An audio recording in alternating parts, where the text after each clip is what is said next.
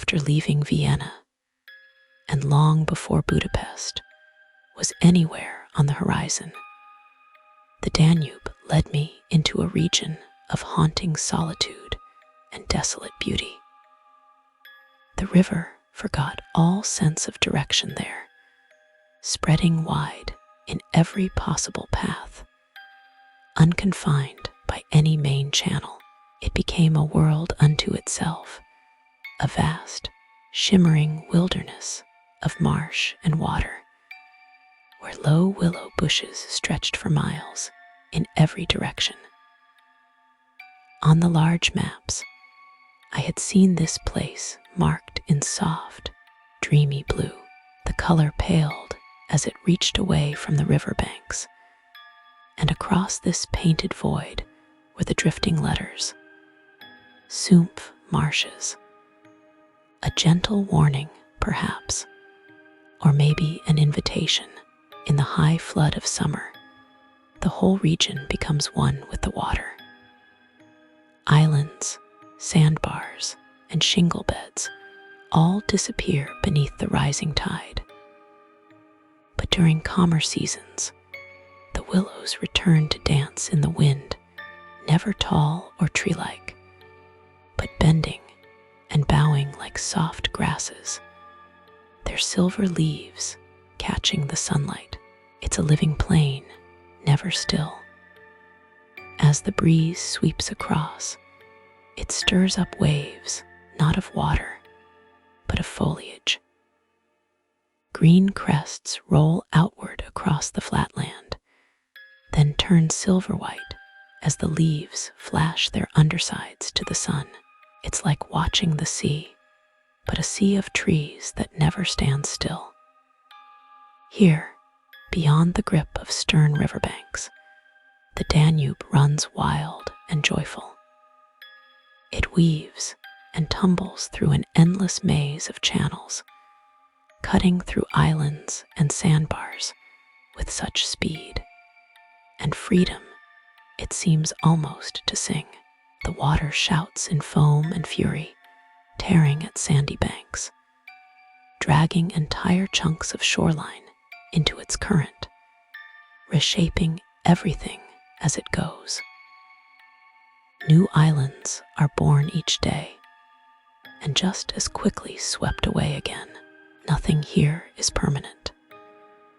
The magic truly began not long after we passed Pressburg. My companion and I, 2 women in a Canadian canoe, carrying nothing but our gypsy tent and a blackened frying pan, arrived in the heart of this enchanted maze in the middle of July. Carried by a rising flood, we had slipped silently past Vienna before sunrise, the sky blushing red behind us as the city faded into memory.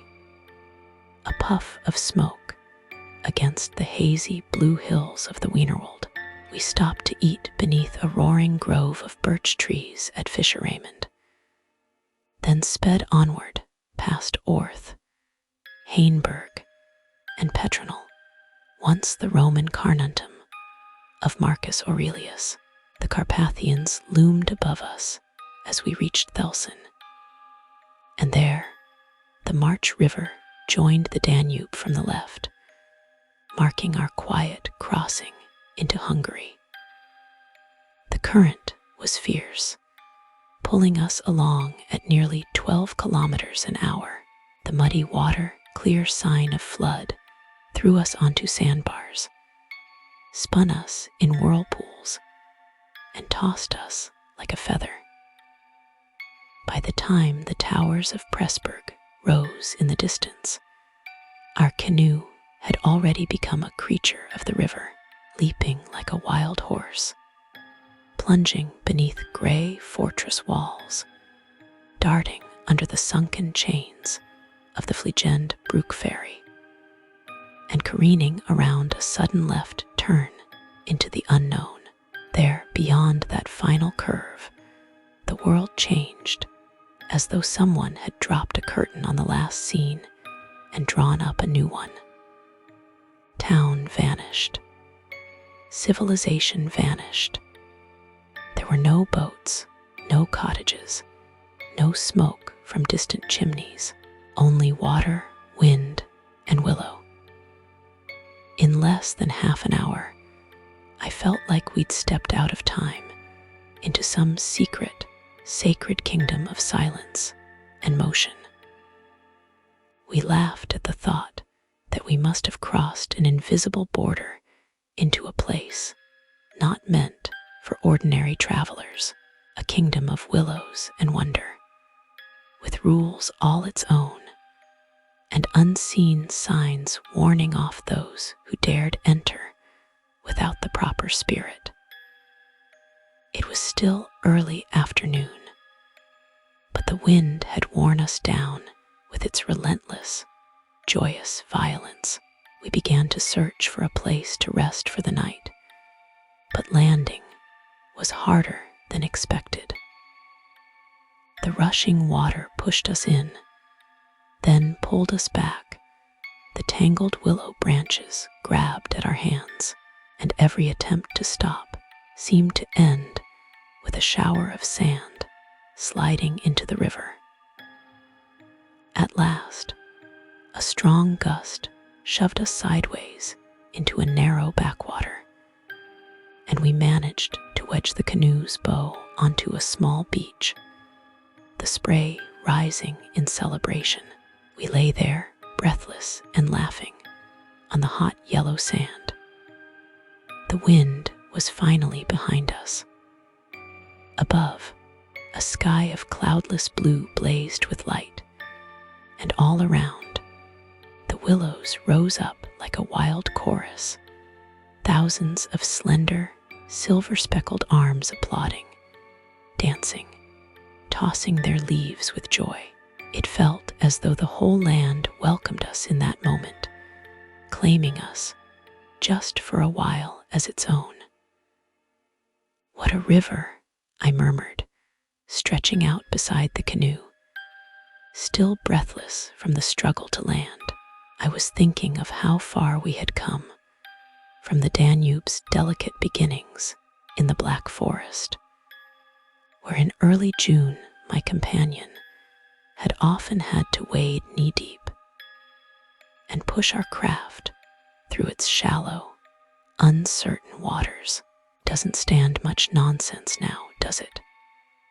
he replied with a grin, tugging the canoe farther up the slope of golden sand before lying down beside me, his hands behind his head, eyes already closing for a nap.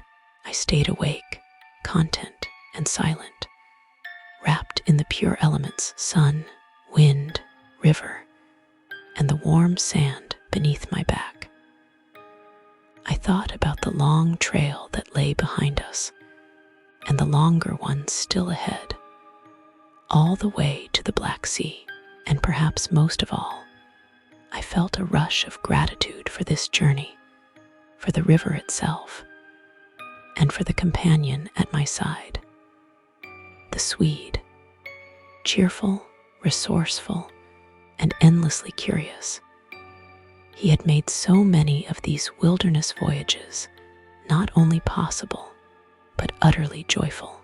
We had traveled together often before, but none of our past adventures compared to this. The Danube had something no other river possessed. It felt alive, truly, powerfully, unmistakably alive, from the moment it first gurgled out of the pine woods at Doneskingen. It had never once seemed like just water flowing in a bed. It felt like a presence, growing and evolving with each mile. In its infancy, it had been sleepy and shy, disappearing mysteriously into porous stone, only to emerge again under another name. Then it grew bold, playful, unpredictable, teasing us with its tricks, lying low just as its tributaries came to join it, refusing to mingle for miles. It was like following the childhood of a spirit, just discovering its strength. Below Paso, all that changed. The inn thundered in with such unstoppable power that the Danube could no longer deny it. They clashed and merged and stumbled through the narrow gorge together. The river forced into submission, wrestling its way forward in great sweeping curves. We had clung to our canoe like dancers to a whirling partner, tossed, spun, and splashed in the wild exuberance of that battle. The river had learned something that day. After Paso, it no longer pretended not to notice the others. It accepted them. By then, the Danube had become something grander, more conscious of itself. As we passed across the wide Bavarian wheat plains near Straubing, she moved so slowly beneath the white June sun that we imagined the water was just a shimmering veil. Beneath it, we fancied legions of silent water spirits, undines slipping unseen toward the sea, slow and secret as dreams. We had come to know her moods as one knows a living being. She had voices for every hour. At night, she sang to the moon with that strange whispering sigh. The hiss of pebbles dragged fast along her bed. We heard her murmurings, her frothing laughter, the quiet threats of her whirlpools, and that low, endless grumble beneath the surface, like something ancient muttering in sleep. When the rains lashed down, she shouted in delight. And when the wind blew upstream, daring to challenge her speed, her laughter filled the sky. She was a performer, too, chatting brightly when there were mountains to admire, falling into haughty silence when passing through pompous towns, and whispering her soft secrets when the sun laid a golden hand on her back in the late afternoon. She played and sulked and danced and sulked again, and we forgave her everything because she was beautiful. And she was kind, too, in her own wild way. The river belonged not just to us, but to every creature that came to drink from her shores or play in her current. Black cormorants lined the lonely banks like a council of guardians. Gray crows paced the stony beaches, and great storks fished in the shallow pools between the islets. Hawks soared above us, and swans drifted regally ahead, parting the water like royalty. The marshland sang with life. Deer would sometimes leap, bold and unafraid, into the water at dawn and swim past our canoe, their heads held high, antlers gleaming. We often startled fawns hidden in the willows, and once, glorious, unforgettable, we rounded a bend and found ourselves staring straight into the deep brown eyes of a stag who vanished into the green like a ghost. Even the foxes left their trace. Nimble and sly, they tiptoed along the driftwood, appearing and vanishing so swiftly that I often doubted I'd seen them at all. No, it was impossible to stay annoyed with the river's tantrums or waywardness. She was too full of wild joy, too rich with life, too old, too wise. We were not navigating her, we were being carried by her, taught by her, blessed by her presence. And I knew, as I lay there in the heat of the sun, that I would never again travel another river and feel the same. The Danube was no mere waterway.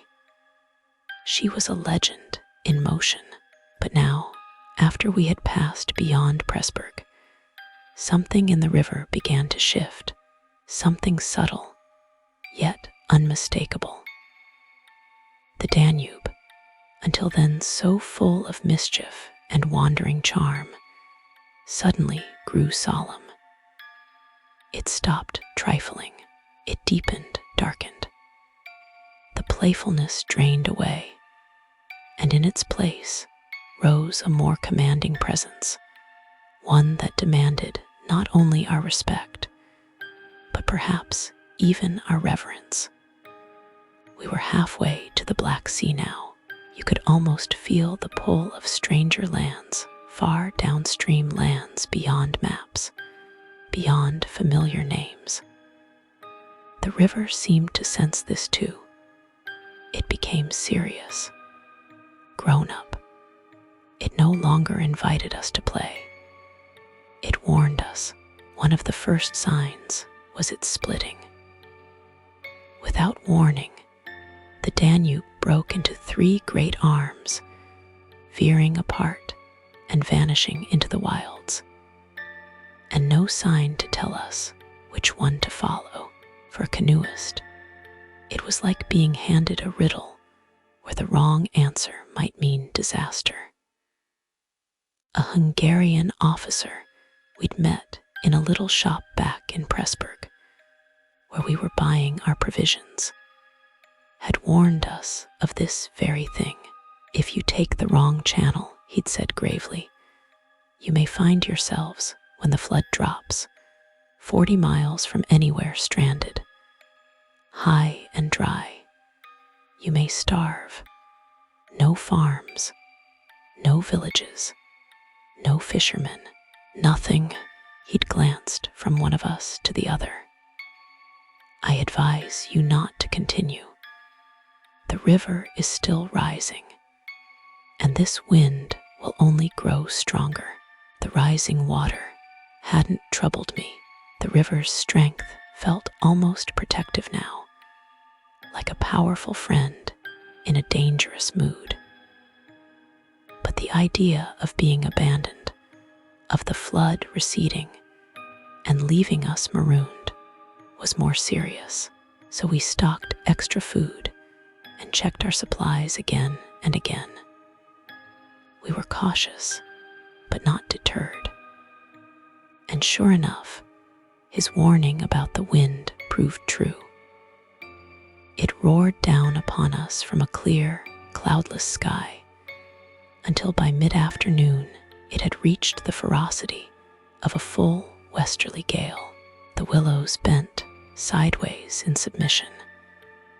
The waves leapt up in white fury. The sky remained beautifully calm, and yet the world at our feet was wild.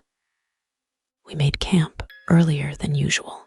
The sun still hung a good way above the horizon when I left my companion still napping on the sun-warmed sand, and set out to explore our little island, our wind-blown, wave-lashed hotel for the night.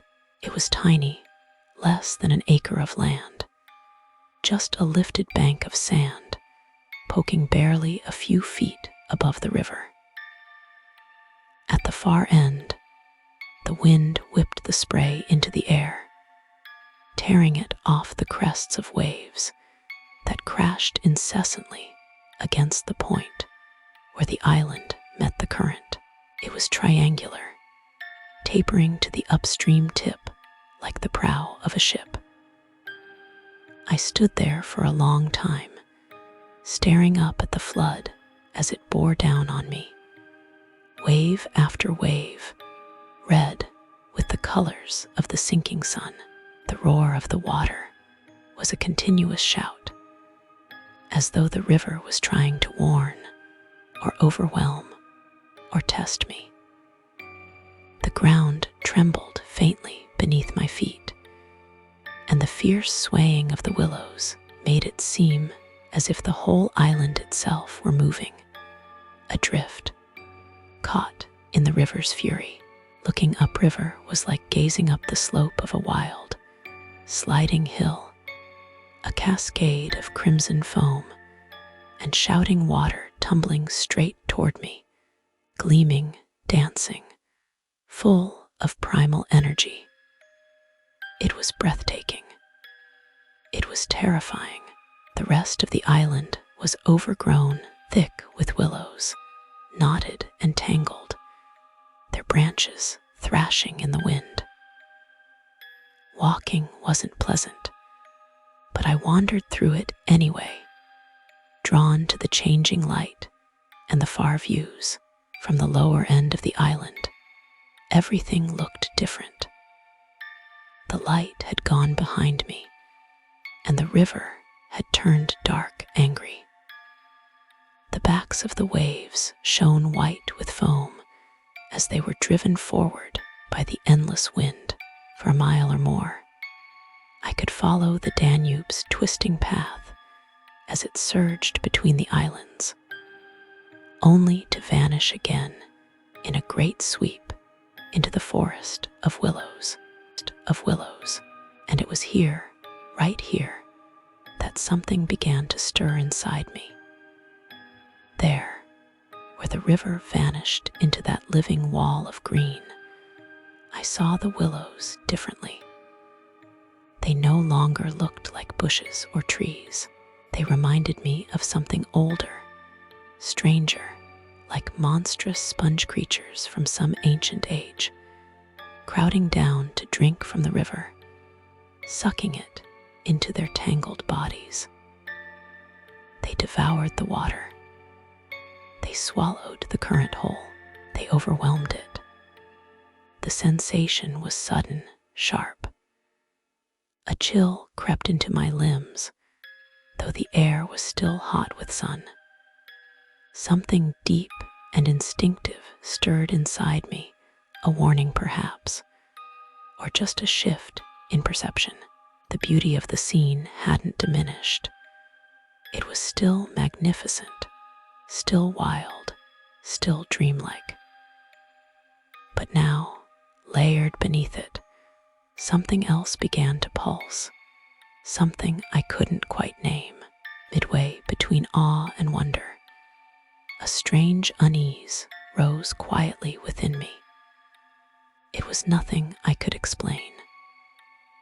I stood there, rooted to the ground, gazing into the twilight river, and felt it settle over me like a shadow just beyond my awareness. The land of willows had changed. So had I. There's something about a rising river that always carries a whisper of the ominous. I knew that many of the little islands I could still see scattered before me might not survive the night. The great, thunderous flood wouldn't pause for anything so delicate. By morning, some of them would be gone, vanished beneath the relentless, hurrying waters. And yet, as I stood watching that mighty flow, it wasn't just awe I felt. That was there, certainly, the kind of awe that humbles you before raw, untamed nature. But something deeper stirred within me, something harder to name. It wasn't fear of the wind, either. The wind was wild, yes, but not hostile.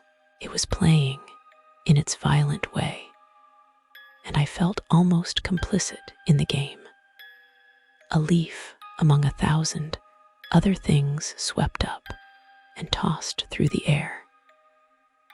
The flatness of the land left nothing to break its momentum, and so it surged unopposed, laughing across the surface of the world.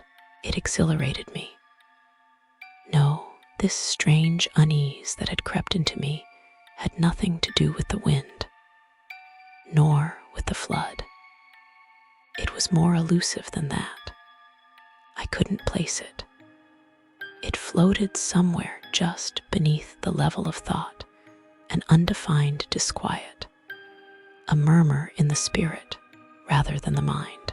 Perhaps, I thought, It was a sense of our own smallness, the realization that we were playing among giants, great elemental forces that could, without malice or effort, sweep us out of existence. The river had grown monstrous, and we had dared to treat it like a playground, like a path for our tiny canoe. Somewhere inside, I felt we had made light of powers far greater than ourselves. But even that wasn't the heart of it. The real disturbance I began to feel had something to do with the willows. Yes, the willows. Those endless acres of them, pressing in on every side, growing so thickly, so densely, that the river itself seemed to be suffocating beneath their weight. They watched, they crowded, they listened. And it was not just their number that unnerved me. It was the feeling, however irrational, that they harbored some secret, that they knew something, that we had entered a place where we did not belong. And the willows, like guardians of a threshold, had taken note of our arrival. Something in their collective presence reached into my imagination and set it quietly trembling. They seemed aware. I have stood before mountains that dwarfed me into reverence, and oceans that hollowed out the soul with their immensity. Forests have surrounded me with a mystery, both enchanting and maternal. These things, though vast, still speak to something within us. They may startle or overwhelm, but in the end, they tend to uplift. They exalt, but not the willows.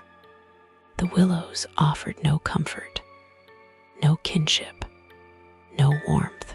Instead, they surrounded me with a kind of pressure, a silent, pressing tension that felt like a warning whispered just out of reach. There was awe here, yes, but also the faint breath of something colder, something just a step removed from fear.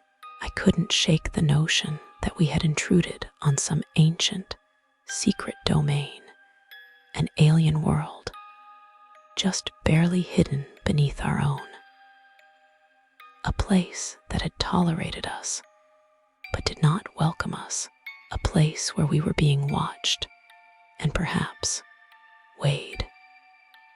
It didn't pass into anything sharper, nothing overtly menacing, but it hovered at the edges of my mind, even while I returned to the practical work of setting up camp. The wind made it almost impossible to pitch the tent, and the fire refused to catch in the loose sand, but I moved through it all with my usual calm. The sensation didn't interfere, it simply lingered. Like a question I couldn't answer, I said nothing to the Swede. He was a man for maps and currents, not moods. He would never have understood, and even if I could have found the words, he'd have laughed at them, and made some dry comment that would have only added to the silence between us. There was a low depression in the middle of the island, and we chose it for our camp. The surrounding willows offered a little shelter from the gale, though not much. "Poor camp," the Swede remarked, as we finally got the tent upright. His voice was as flat and practical as ever. No stones, hardly any firewood. We should move on early tomorrow, eh? This sand won't hold anything. I nodded, but inside, I wasn't thinking about firewood or sand. I was thinking about the willows. The experience of a tent collapsing at midnight, an adventure we knew all too well had taught us a few lessons. So that evening, we secured our little gypsy house with extra care, anchoring it tight against the tantrums of the wind. Then we turned our attention to the fire, knowing we'd need a generous stock of wood if we wanted warmth through to bedtime. Willow bushes drop no branches, only leaves, and so driftwood was our only hope. We split up, scouring the shores in search of it. The banks were crumbling all around us, giving way with a sickening slurp and splash as the flood continued to rise, clawing at the edges and pulling the land into itself piece by piece. The islands, smaller than when we landed, called the Swede from farther along the bank. He always noticed such things. It won't last long at this rate. We'd better drag the canoe close to the tent, just in case. I'm sleeping in my clothes tonight. I saw him smile through the willows, heard that quick, boyish laugh of his that made everything seem manageable, even this shifting, dissolving little patch of sand in the middle of a roaring river. Then his tone changed. "By Jove," he called, and I paused, suddenly alert. He had vanished from view behind the dense screen of willows. "What in the world's this?" he shouted again, this time more seriously. I ran toward the voice and found him standing rigid on the riverbank, staring down at the water with narrowed eyes. He pointed out across the foaming current, and when I followed the line of his arm, I felt a little lurch of my stomach. "Good heavens, it's a man's body," he said, voice sharp with shock.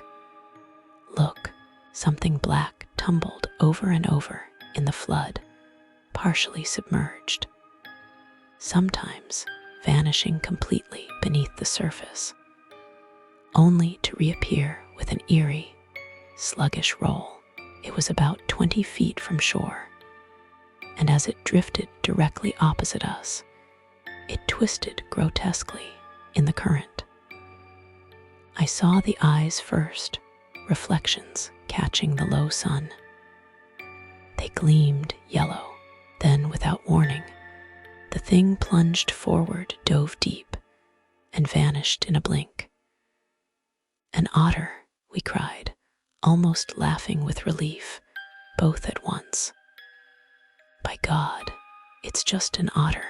And so it was alive, alert, hunting in the current.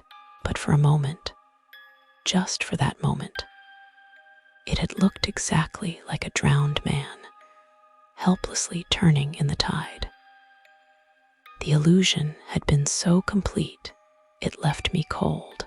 Far downstream, the creature surfaced again, sleek and shining in the orange light, gliding along with perfect ease. I watched it vanish once more beneath the waves and felt my muscles slowly unclench. We turned to gather our driftwood, laughing off the fright.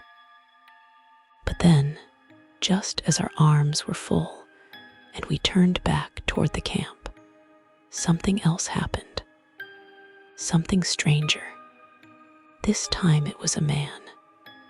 And what's more, a man in a boat. Even under normal circumstances, such a sight would have caught our attention. But here, in this desolate maze of water and swamp, with the flood in full rise and the land half drowned around us, it was uncanny.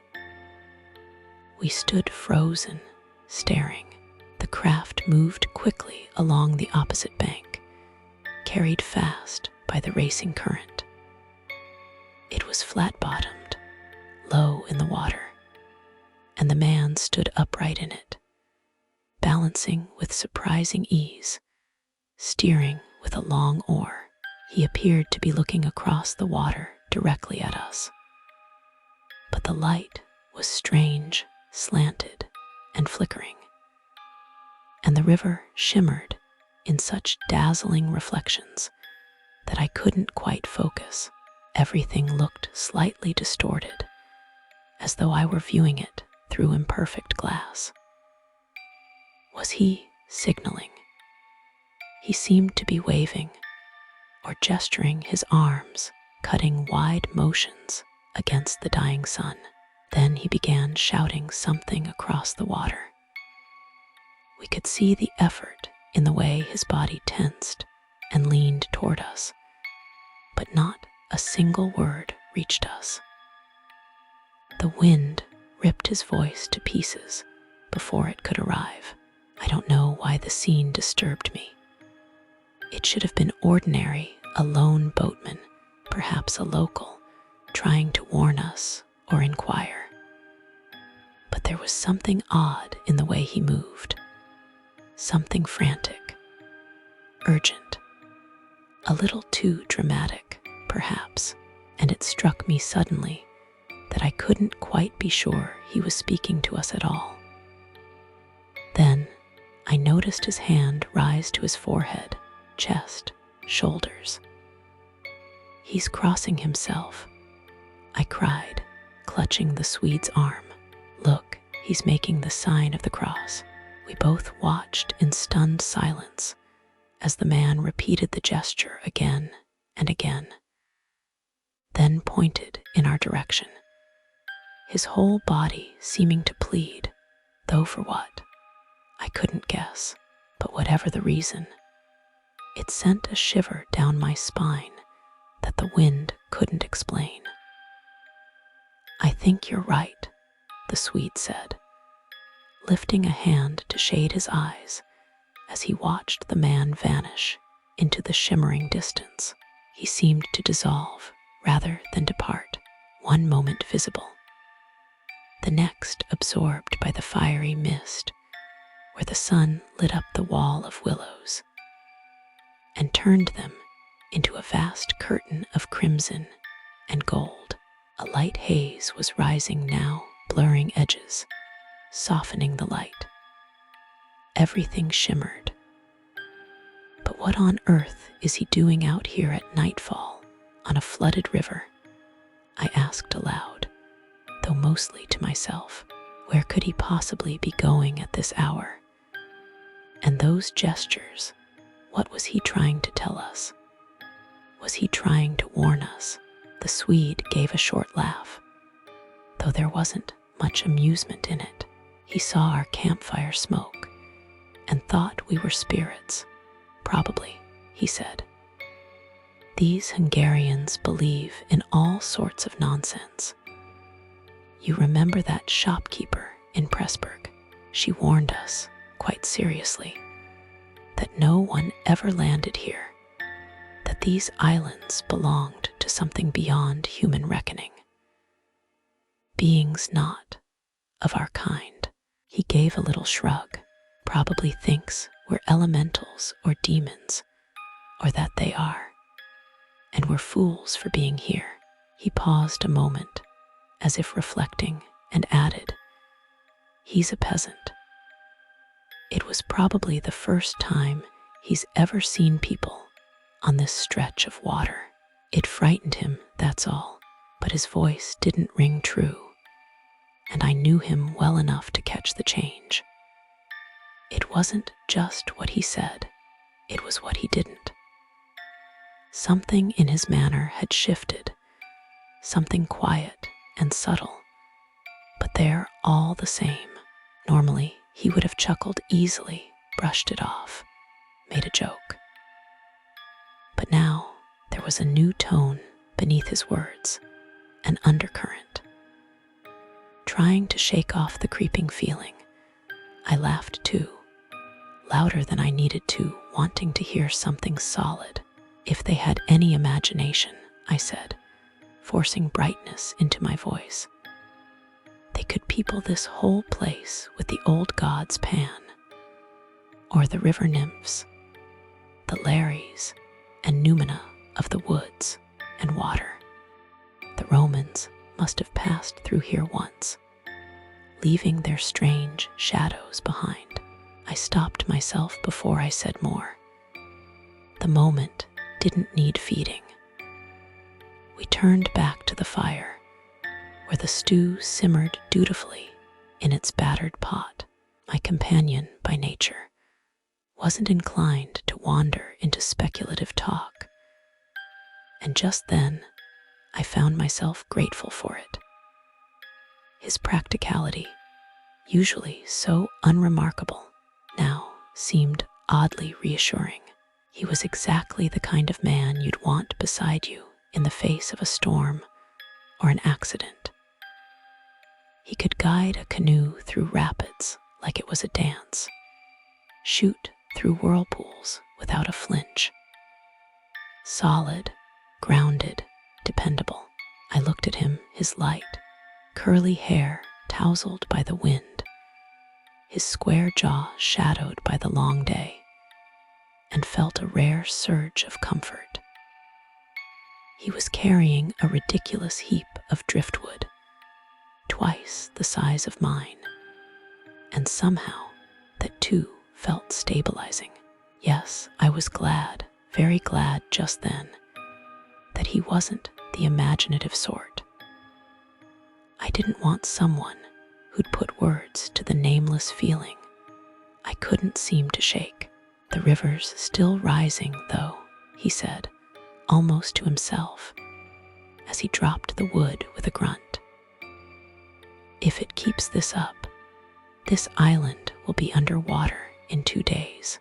I wish the wind would die down, I muttered, brushing hair from my face. I don't care a fig about the river anymore, but we both knew that wasn't true. The flood itself didn't trouble us in the least. We could be packed and gone in 10 minutes if need be. In truth, the higher the water rose, the better we liked it. It meant swifter current and fewer treacherous shingle beds to rip open our canoe's fragile skin. But the wind, that was something else entirely. Rather than settling with sunset, it rose with the darkness.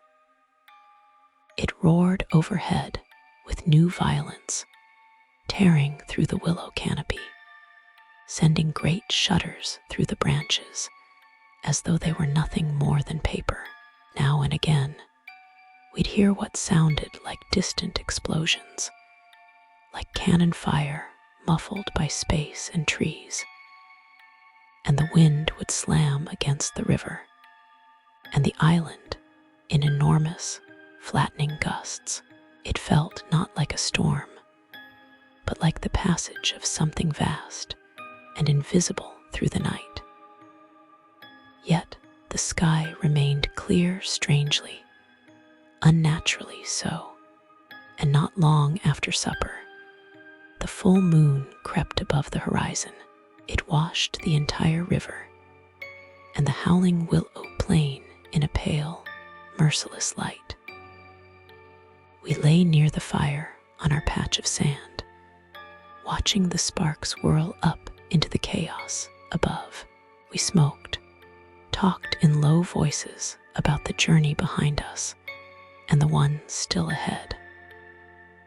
The map had been spread by the tent, but the wind made it flap and dance too wildly to read, so we'd let it be.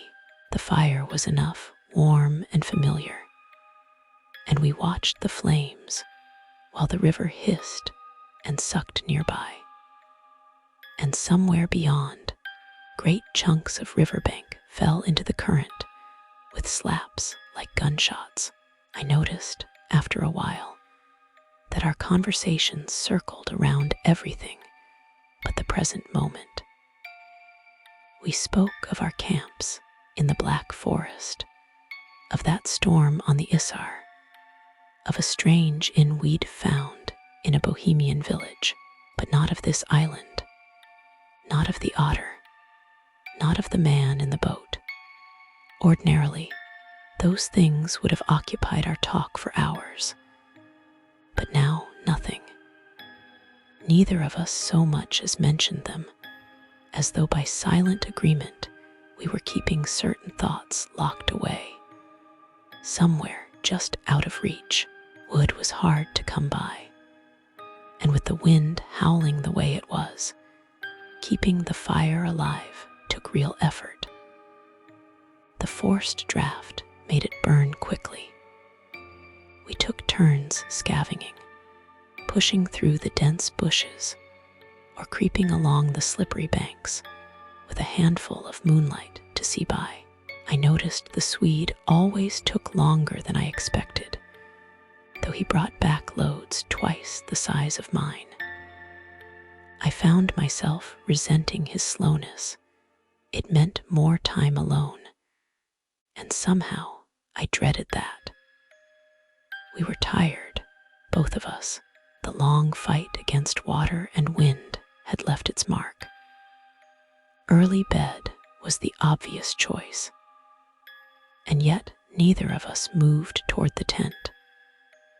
We just lay there, feeding the flames, speaking less and less, glancing now and then into the huddled willows, or up at the black sky veined with stars. It was as if the place itself had seeped into our bones and drained the urgency from our limbs.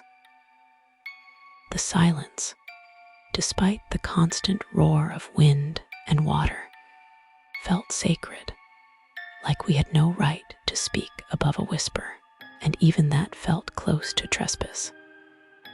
The absurdity of human voices against the crashing world around us struck me with an almost comical force.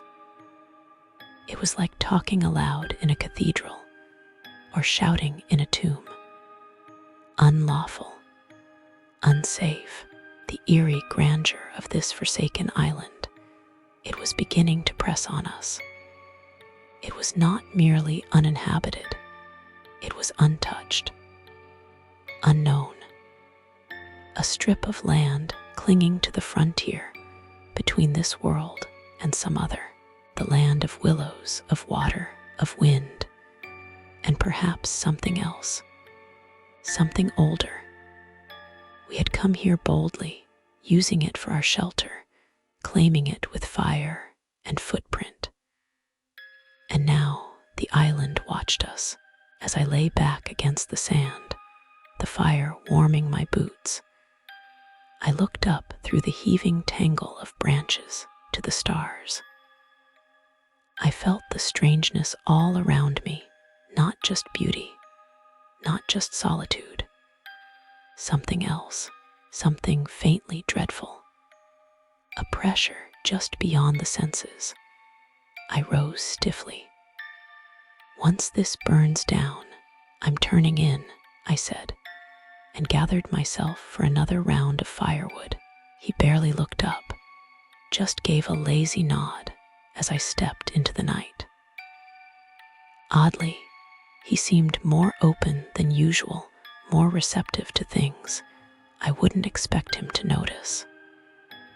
That bothered me. I preferred his pragmatism. I didn't want both of us growing sensitive to the hush and pull of this place. There was room for only one of us to feel it. I didn't go for wood, not right away.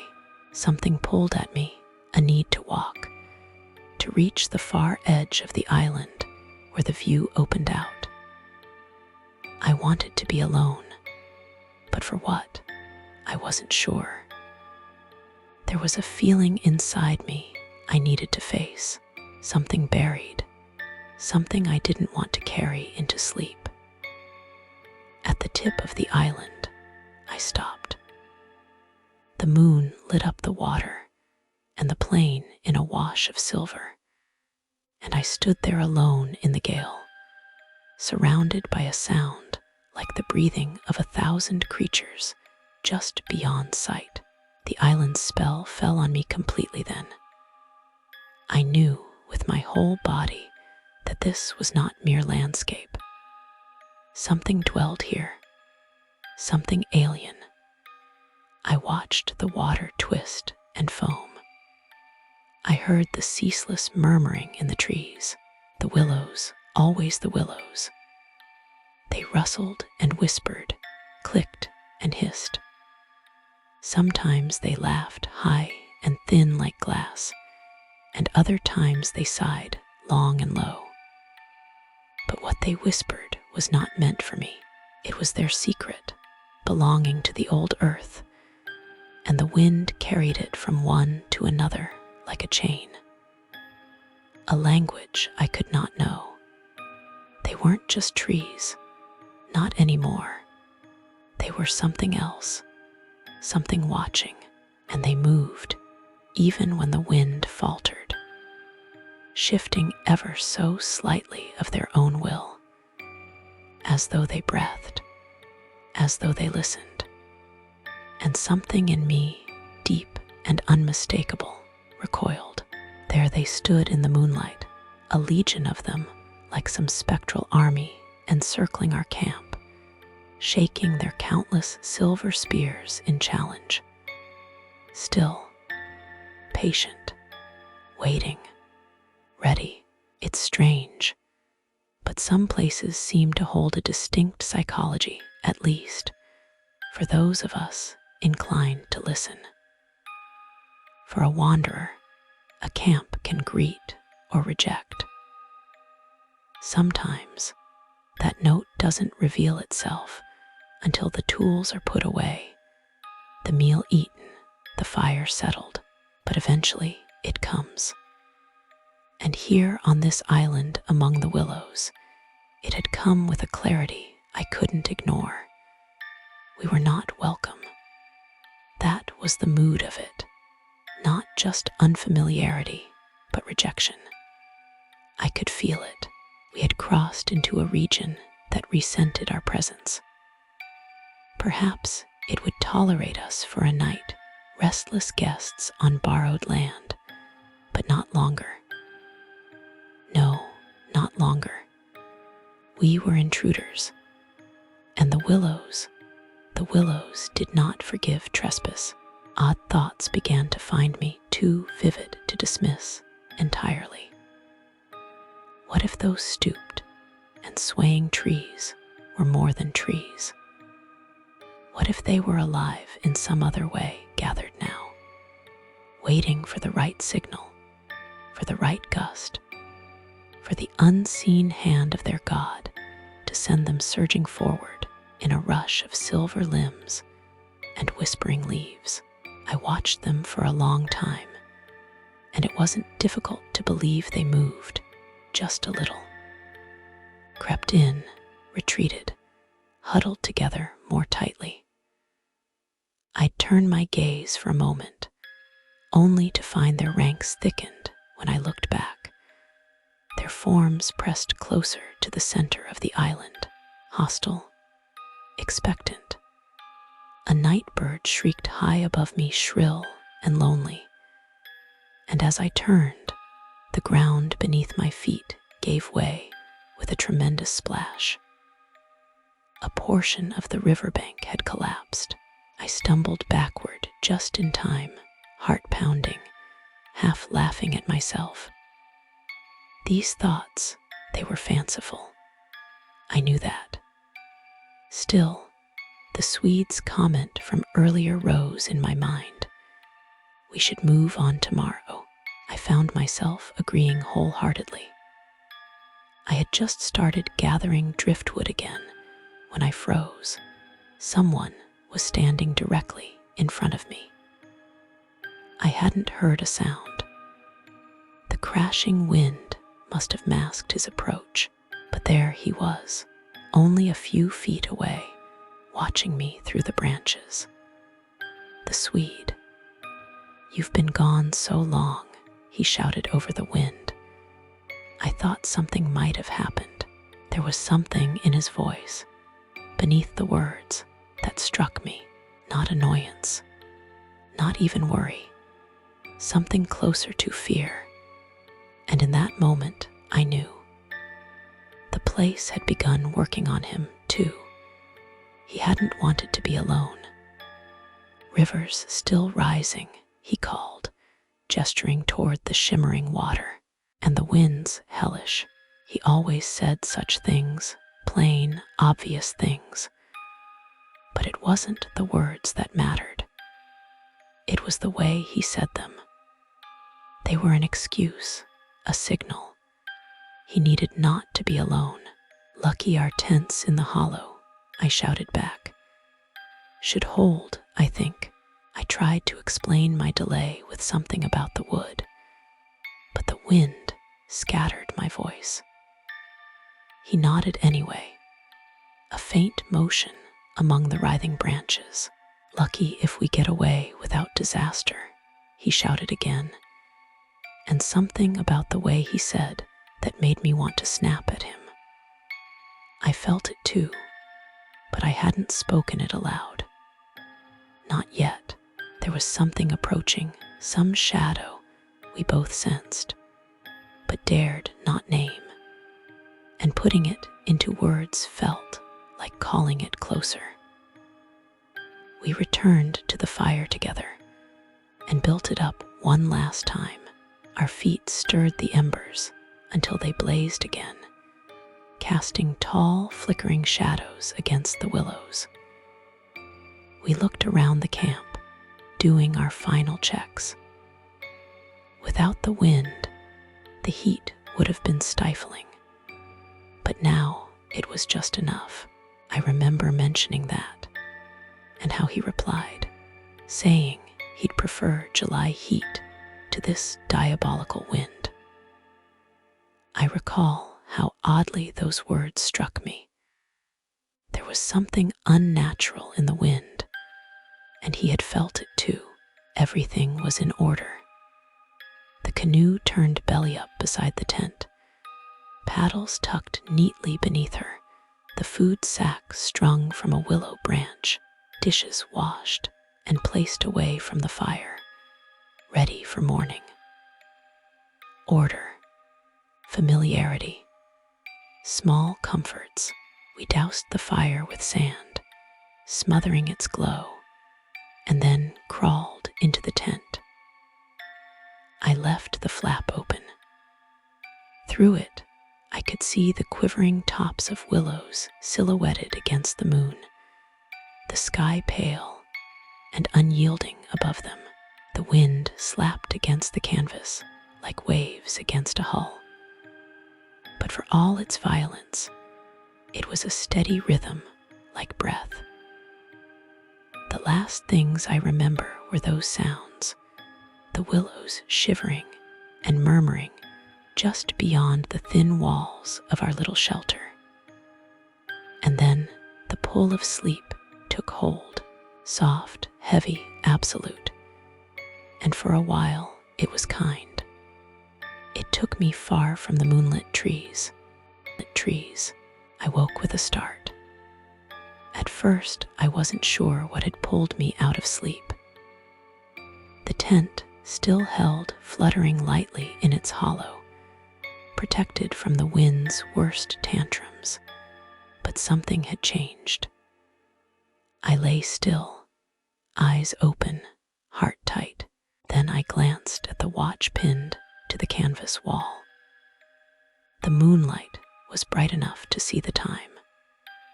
A little past midnight. We had crossed into a new day. The Swede was still fast asleep beside me, breathing heavily, curled inward, as if to guard himself from the storm's invisible fingers. But for me, sleep had fled. Something nearby was stirring, something subtle but insistent. It clutched at my chest like a premonition, thin and sharp and cold. I sat up slowly, then crept forward on my knees to peer outside. The wind still howled. The willows lashed back and forth, their long limbs gleaming under the moon, silver and wild. But the tent sat safely in its depression, sheltered, untouched. I told myself that nothing had changed, and yet the unease pressed harder, rising like a tide behind my ribs. I needed to look around. I needed to see. Moving carefully so I wouldn't wake him, I crawled halfway out, knees in the sand, head and shoulders in the open air. And it was then I saw them. At first, I didn't understand what I was looking at. Just across from me, rising from the tops of the willows like mist or fire, shapes had formed. Shadows. No, not shadows. Something else. They moved with the wind, yet not like it. Their forms were too definite. And as I stared, the trees themselves seemed to shift around them, drawing together into twisted arches and curtains, as if framing the shapes that stood among them.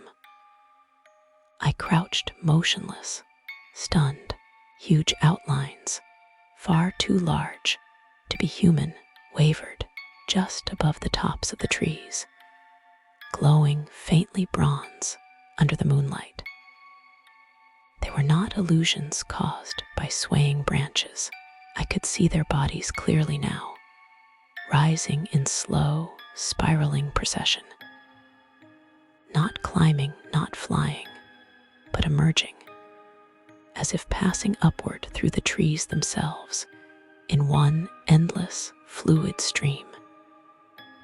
Figures, utterly naked, utterly alien, they glowed faintly from within, and where one ended, another began, limbs and torsos interlacing in a great column that reached from the earth to the sky. I thought to wake the Swede, to cry out and say, "Look, do you see them too?" But something held me still. A strange understanding pressed down on me. I didn't want confirmation. Not really. I wasn't ready for it. I kept staring, my eyes burning, my breath caught somewhere between wonder and terror. These were not ghosts. Not exactly. Nor were they gods in any familiar sense. They were something older, something that moved according to laws we had never known. Their beauty was stark and terrible, and their presence undeniable. And I was nothing but an intruder in their territory. It was we who had disturbed them. The longer I watched, the more my fear receded, replaced by a kind of reverence. I felt small and ashamed of having arrived here with my maps and provisions and clean-cut notions of the world. These beings, these elemental forces, had always been here, buried beneath bark and breeze and mud. They did not acknowledge us, did not care about us. They rose now not because of us, but despite us. I crept forward and stood fully upright. The wind whipped my hair into my face, tugged at my clothes, but I barely felt it. The ground beneath my bare feet was still warm. The air smelled of mud and old water. The trees clattered like bones. The river roared. And still those figures rose, weaving in silence toward the sky. I don't know how long I stood there, minutes, an hour. But eventually the awe I felt, the wild desire to kneel, to prostrate myself before them, began to shift. Just slightly. Something within me stirred, confused and doubtful. Was this real, or had I finally tipped into dream? No, I was awake. I knew I was awake. Still, I began to reason. The moonlight, the motion of the branches, the rhythm of the wind, they could be playing tricks. It was possible, wasn't it, that that I had externalized some interior vision, projected some deep impression onto the world around me. It wouldn't be the first time a mind under strain painted meaning into madness. And yet, even as I told myself this, the figures kept rising. Bronze and fluid, vast and eternal. They were there. I saw them. And whether they were of earth or of mind, they possessed reality enough to shift something deep inside me. Then, just as suddenly as they had come, they vanished. Gone. Not faded. Gone. And in the empty space they left behind, fear dropped over me like a net. The mystery of this place, its ancientness, its awareness, it surged back with full force. I turned quickly, heart pounding, scanning the darkness with a kind of animal panic. There was no direction that felt safe. There was no path out. I stumbled back into the tent, trembling. With cold fingers, I lowered the canvas flap, not daring to look again at the trees.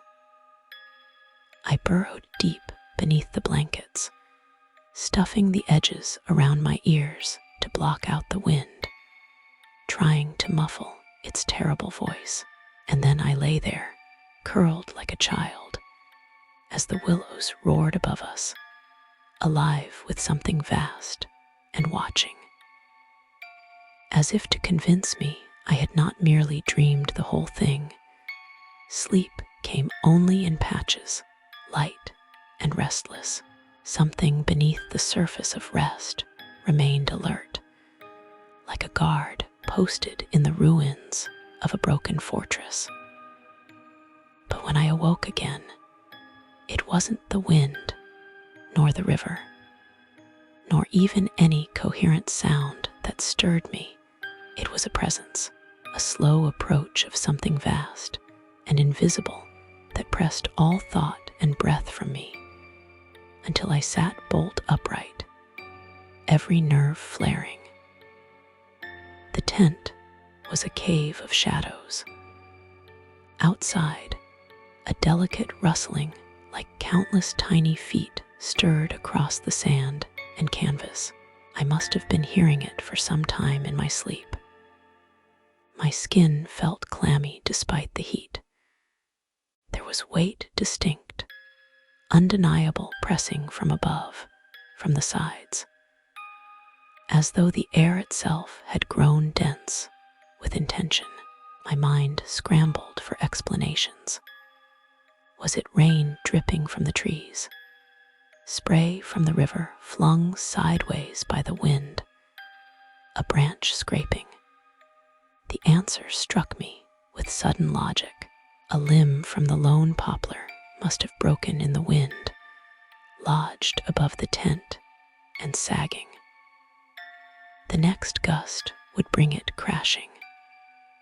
I flung aside the flap and stumbled into the night, calling out to the Swede as I went. But outside, the tent stood untouched.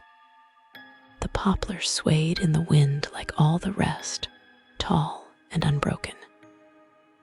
No branch leaned against the canvas. There was no spray, no rainfall. Nothing moved near.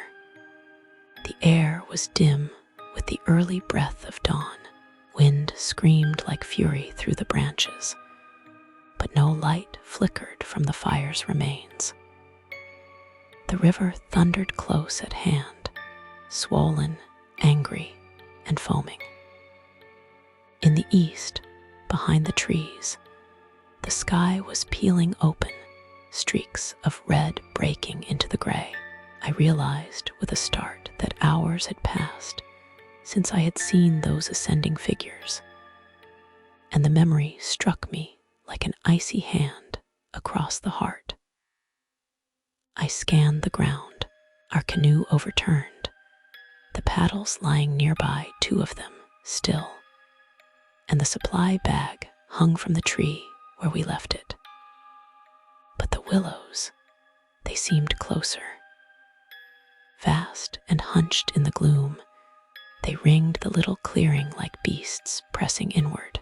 Their limbs flailed and hissed in the wind. A bird cried out. Ducks skimmed overhead in a low, whirring line. The sand at my feet twisted and stung in the gale. I wandered along the shore, noting the damage. The river had gnawed deeper in the night, great teeth of water, dragging away entire ledges of sand. I walked into the bushes, needing to see the place again, to stand where I had watched the figures climb into the sky. The willows closed above me like arms.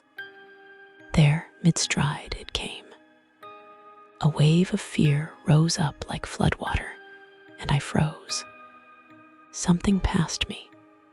I swear it, something massive and silent went by its speed. No sight, no sound, but the air shifted with it. The pressure in my chest returned, tight and suffocating. A blow of wind shoved me forward, and I stumbled into the open again. The pressure lessened. I gulped air, my heart hammering. I remember whispering aloud, "The winds are walking," for it felt that way, presences riding the air. But even this uncanny sense of wind, as something alive, was nothing compared to what I saw next. The sun crept up in a blaze of color, staining the river with fire. I climbed the tallest hump of sand on the island and looked across the water. Beauty crashed into me raw and wild, and I nearly cried out, but the sound died in my throat, killed by the thing I saw below. The tent, our tent, and the willows, they were closer, not by a trick of light or angle. The bushes had moved inward, closed in. The ring had tightened. There was no mistaking it. Soft-footed and patient, they had crept through the night across the shifting sand, as if drawn toward us. And I thought of the pattering, the endless whisper of motion I'd heard in the darkness. Had the wind done it, or had they come on their own? I stood swaying, as though I too were rooted and bent in the gale. The idea struck me with such force I felt paralyzed. There was intelligence behind it. Malice, some creeping, ancient hostility wrapped in the form of tree and wind. I wanted to laugh at the absurdity, but even laughter wouldn't come. My mind, so open to imagining such horrors, felt like a door left ajar for things to slip in, and it was through the mind, I realized, not the body, that the attack would fall. I stood there for what felt like an hour, pinned by fear. When I finally descended the hill, I moved softly, as if not to wake something watching. Before going back into the tent, I did something I'm not proud of, but I did it. I measured, counted paces from the tent to the nearest willow, and made a note of the shortest distance. Inside, I found the Swede still sleeping. I was grateful he hadn't woken. If he hadn't seen, hadn't felt it, maybe it wasn't real. Maybe it could still be pushed back into the realm of dreams. I crawled beneath the blankets, careful not to look out the flap. The light made the canvas glow faintly, but it offered no comfort. Exhaustion claimed me quickly. But even as sleep took hold, I feared that awful sound would return, that pattering, like thousands thousands of small hands creeping across the skin of the world, and that crushing weight pressing down on the heart. The sun stood high and merciless overhead when the Swede finally shook me from a dense, dreamless sleep. His voice was brisk, too brisk. "Porridge is done.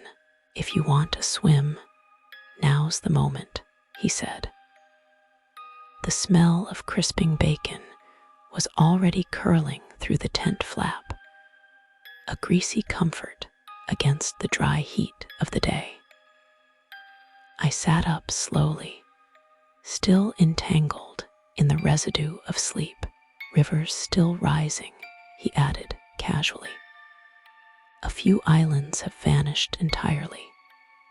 Ours is noticeably smaller." "Any wood left?" I asked, rubbing my eyes. "The island and the firewood will both vanish tomorrow in a dead heat," he replied, grinning. "But we'll last the day." I splashed into the river from the far end of the point, where the contours of the shore had noticeably shifted overnight. The water was glacier cold, and the current caught me in a heartbeat, sending me tumbling down like a thrown stick, until I reached the makeshift landing spot near camp. The wind still howled like a living thing, but the sun scorched the surface of the world. That quick plunge did more than wake me.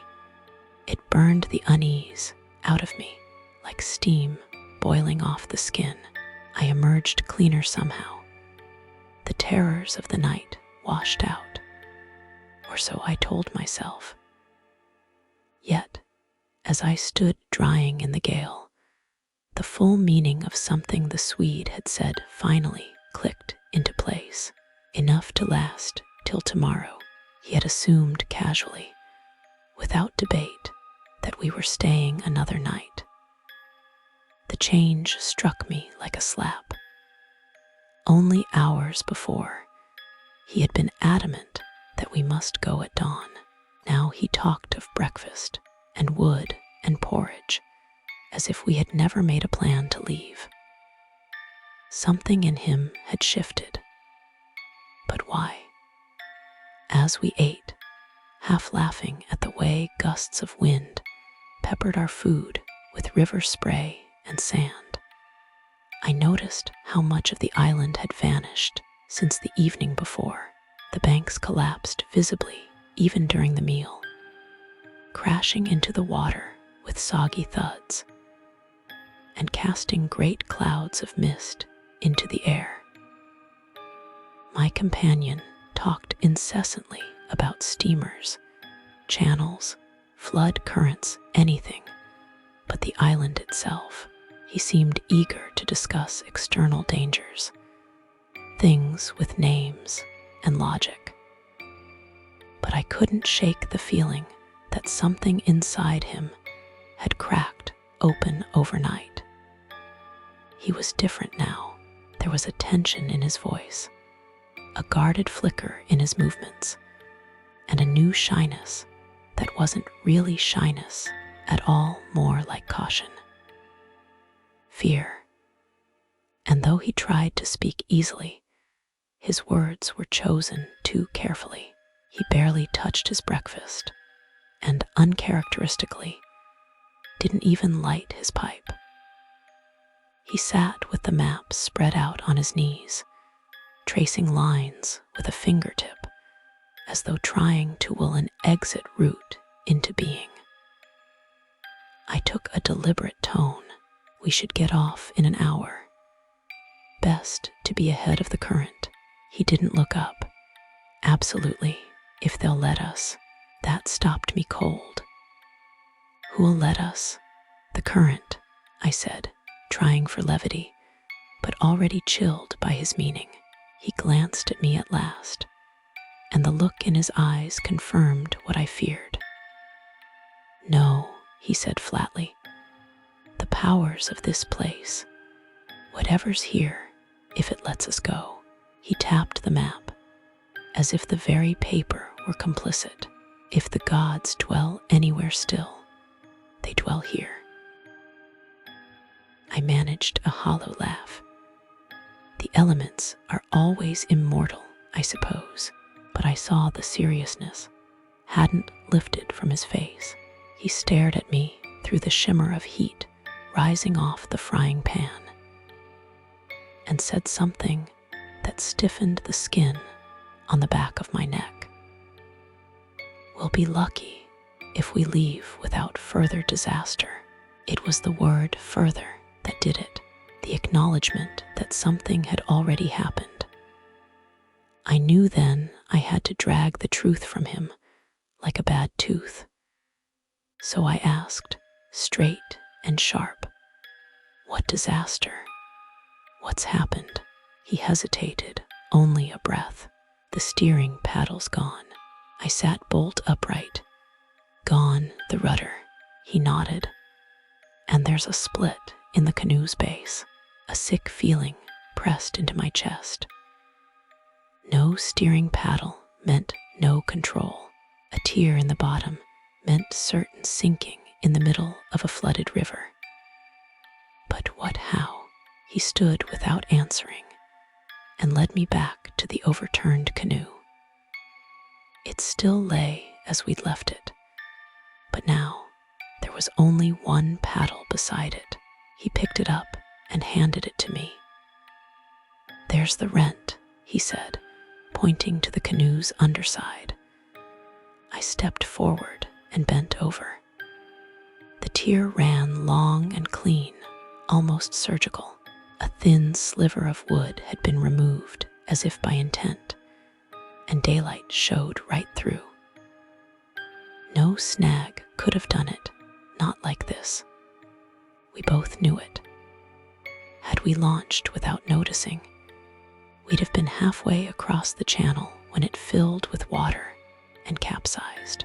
I was about to tell him I had seen 2 paddles that morning, certain of it, but the words caught and died. Something in me didn't want to contradict what we both feared. The Swede ran his fingers slowly along the cut. "Looks like someone prepared us," he murmured. "Prepared us for sacrifice." I didn't answer. I whistled a stupid, automatic habit when I feel completely out of my depth, and turned away. "It wasn't there last night," he said, almost defensively. "Must have caught on a rock," I offered weakly. "The shore's rough," but even as I said it, I remembered with crystalline certainty. There were no rocks, just sand and root. "And this," he said softly, holding out the remaining paddle. The blade had been shaved down, every curve and edge worn smooth and paper-thin. It was too delicate now to survive even a few strokes. I held it, speechless. "One of us must have sleepwalked," I mumbled. "Filed it somehow.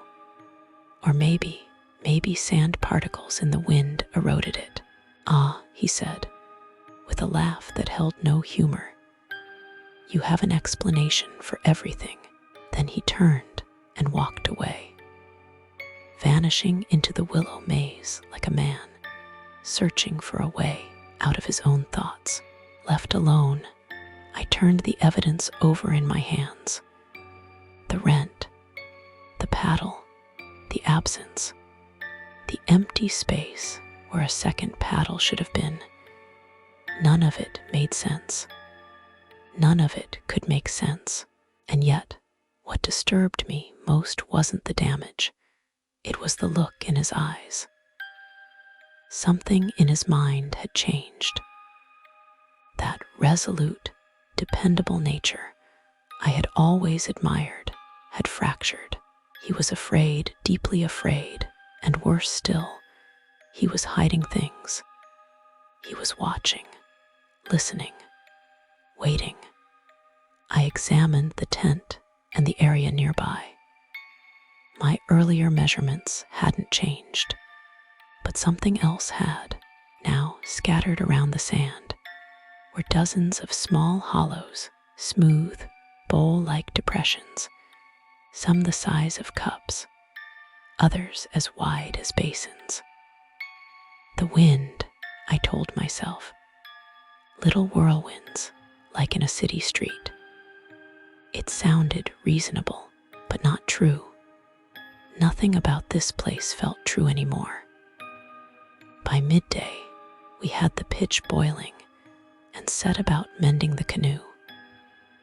It was hopeless for immediate travel. She wouldn't be river-worthy till tomorrow at best. As we worked, I pointed out the hollows in the sand. "Yes," he said, not looking up. "I saw. They're all over now. But I suppose you can explain them." "Whirlwinds," I said automatically. "Loose sand. It's natural." He said nothing, and the silence stretched. I realized he was watching me from the corner of his eye, just as I had been watching him. We were both pretending normalcy, but both knew we were pretending. Worse, I noticed something else. He kept turning his head, listening, looking up into the trees, staring at the sky as though waiting for something to drop. Once or twice, he even cupped a hand to his ear and stood like that, listening. He never mentioned it, and I never asked.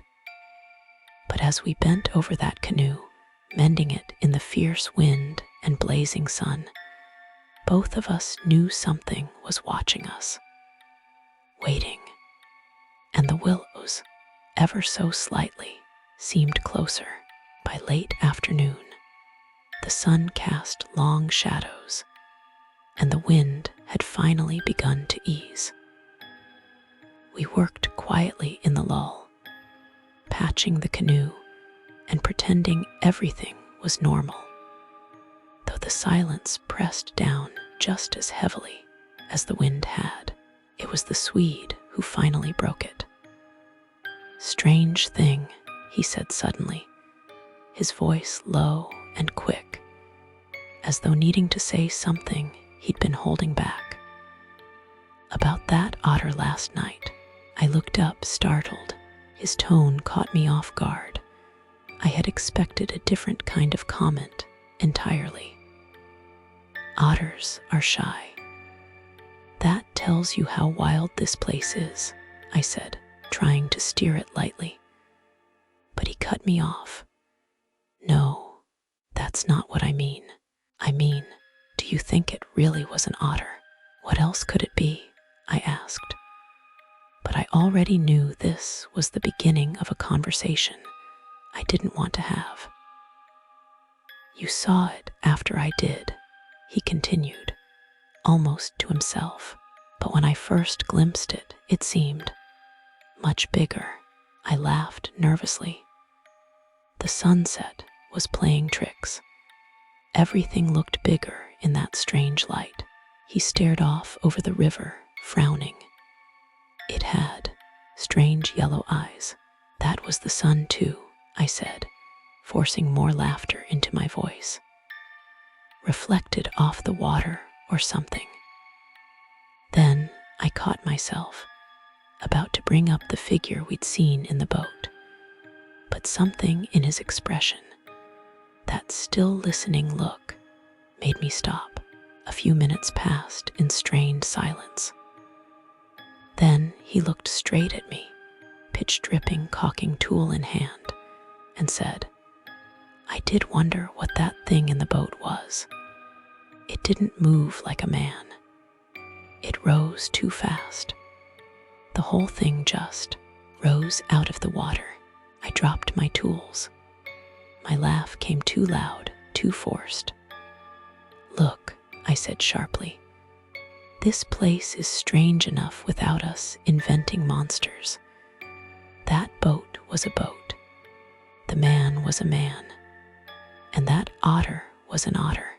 We're not going to start imagining things." His gaze didn't waver. He didn't seem angry. If anything, he looked resigned and disappointed. "You fool," he said quietly, the words laced with sadness and contempt. "You absolute fool. That's exactly how victims always talk, pretending they don't understand. But you do. You know something's going on here." I had no answer. Not really. He was right, and I knew it. He had seen it all coming from the beginning. I had tried to keep up, to dismiss it with jokes and logic. But something was changing now inside me.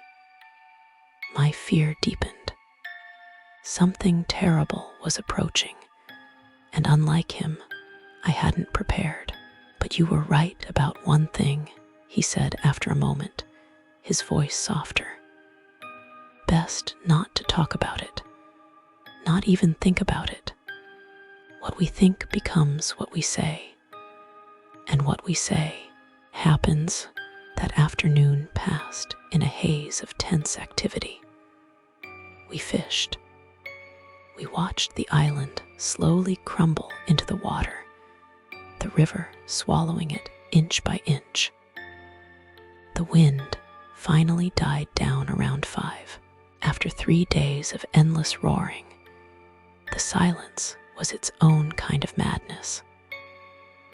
Only the river remained, booming and surging, a deep, guttural sound like the voice of something ancient, something waking.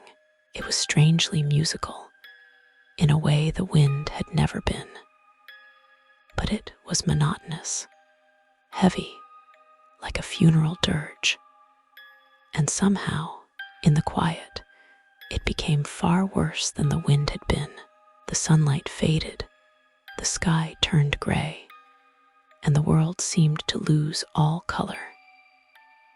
The landscape, already uncanny in daylight, became sinister in the twilight.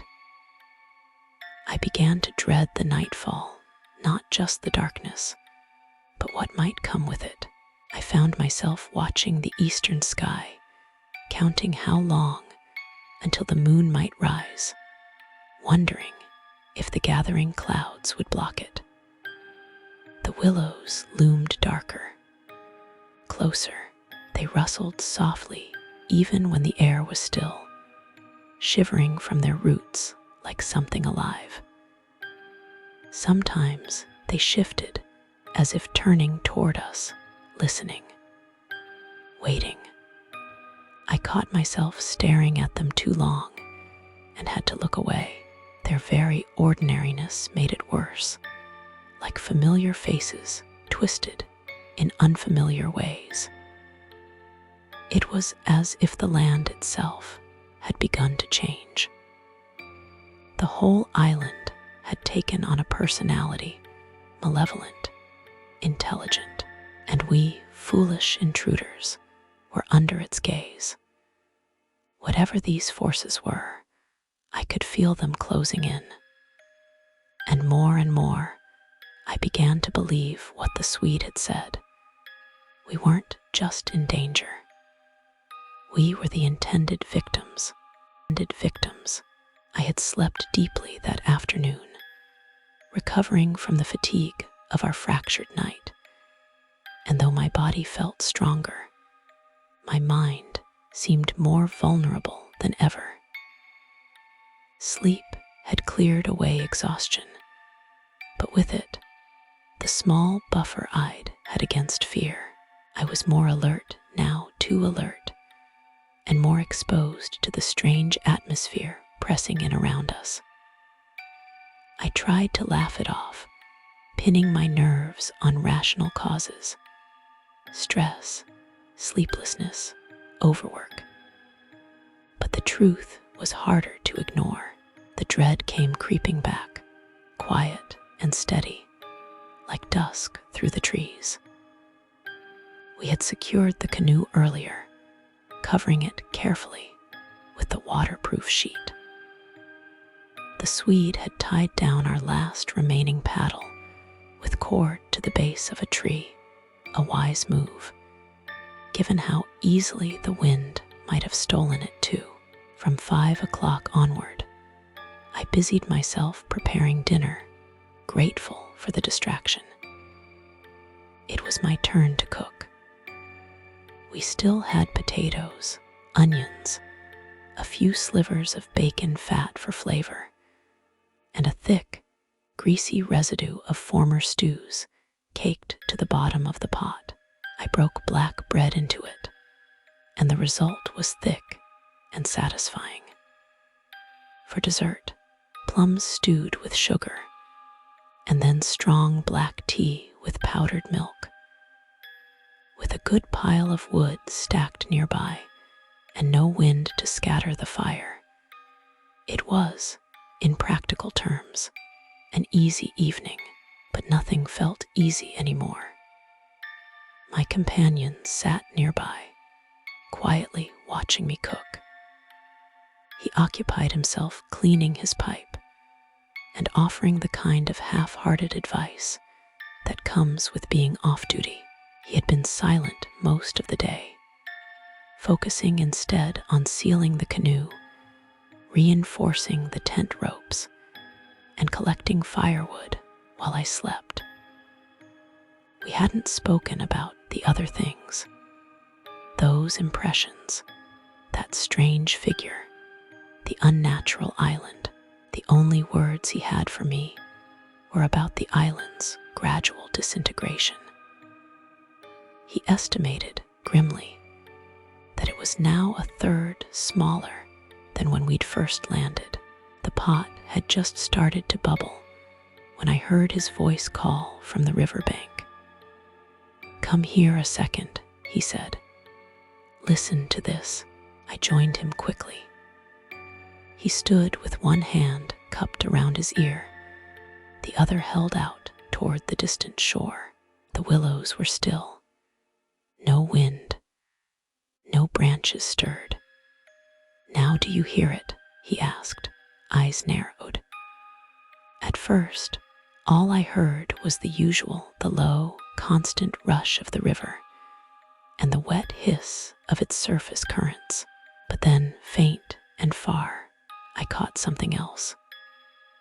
A dull, rhythmic pulse, a sound that seemed both distant and everywhere at once. It reminded me of a massive gong, struck softly but repeatedly, its metallic echo stretched out thin by the miles. The air, the strangeness of the place. It wasn't a bell, and it wasn't a boat. It was something else entirely. And I realized, as I listened, that my pulse had begun to quicken. "I've heard it all day," the Swede said, "while you were asleep. It's moved all around the island. I tried to find the source, but I never could. Sometimes it sounded above me high up. Sometimes it was under the water. And once or twice, I'd swear it wasn't outside at all. It was in me, like it was vibrating inside my chest." I didn't answer. I was too focused on the sound, trying to match it with something familiar. A foghorn? No. A distant mill? A trick of wind and rock? Nothing fit. "It's musical," I admitted slowly. "Not unpleasant, even. But it's not right. It feels like something we shouldn't be hearing." "The wind disguised it before," he said quietly. "Now that it's stopped, we hear it. That's why. It's not a new sound. It was just hidden. I didn't want to talk about this. Not again. Not now." I turned on my heel and rushed back to the fire, pretending I'd heard the stew start to boil over. I wanted to break the conversation before he said more, before he started talking about gods again, or elemental forces, or worse, sacrifices. There was still another night to face. I needed to keep my mind intact. "Come slice some bread for the pot," I shouted. "Quick, it's boiling." The Swede walked slowly over to the tree where the food sack was hanging. He rummaged inside it, grumbling, then appended it completely onto the ground sheet. "Hurry up," I called. "We don't want charcoal stew." He didn't answer.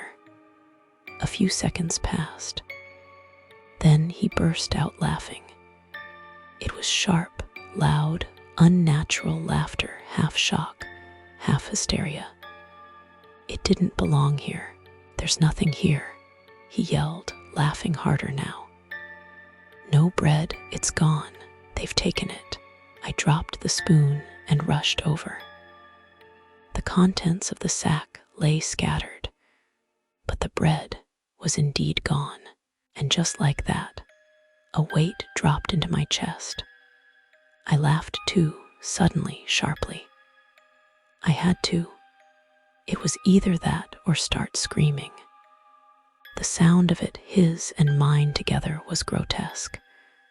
But it helped, just a little. Laughter was a release valve, nothing more. The pressure building inside us had to go somewhere. Then, just as quickly, it stopped. Silence rushed in again like water behind a cracked dam.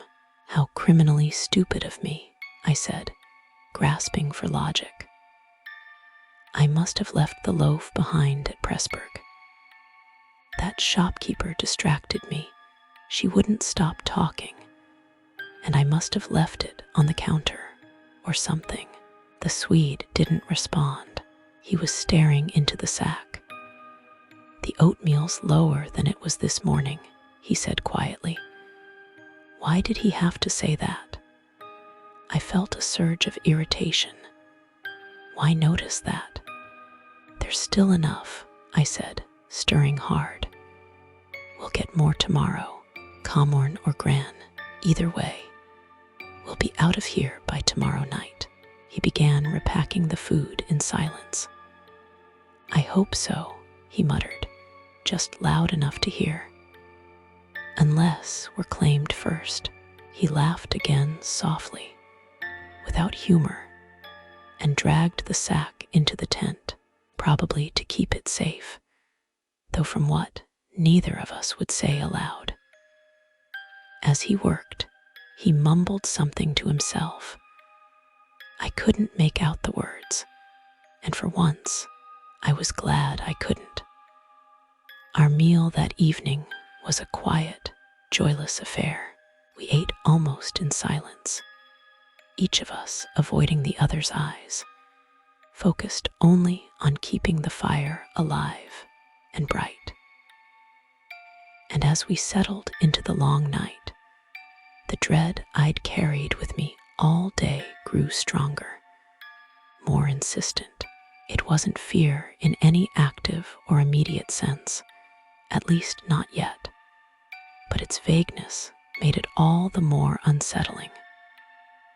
Had I been able to label it, to face it squarely, I might have found some peace. But this was different. That strange sound, the one I'd likened to the deep tolling of a gong, had returned, and now became nearly constant. No longer a sequence of intermittent chimes, it had transformed into a soft, unceasing resonance that filled the night like a low, muffled vibration. Sometimes it felt behind us, sometimes ahead. At moments, I thought it came from the bushes on the left, at others, from the right. And often, disturbingly, it seemed to hang just above us, like the whir of unseen wings. It was everywhere, yet impossible to locate around us, over us, and even within us.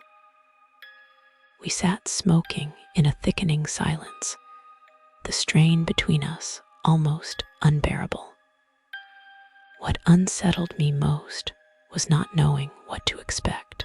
With no clear danger to prepare for, our defenses felt useless.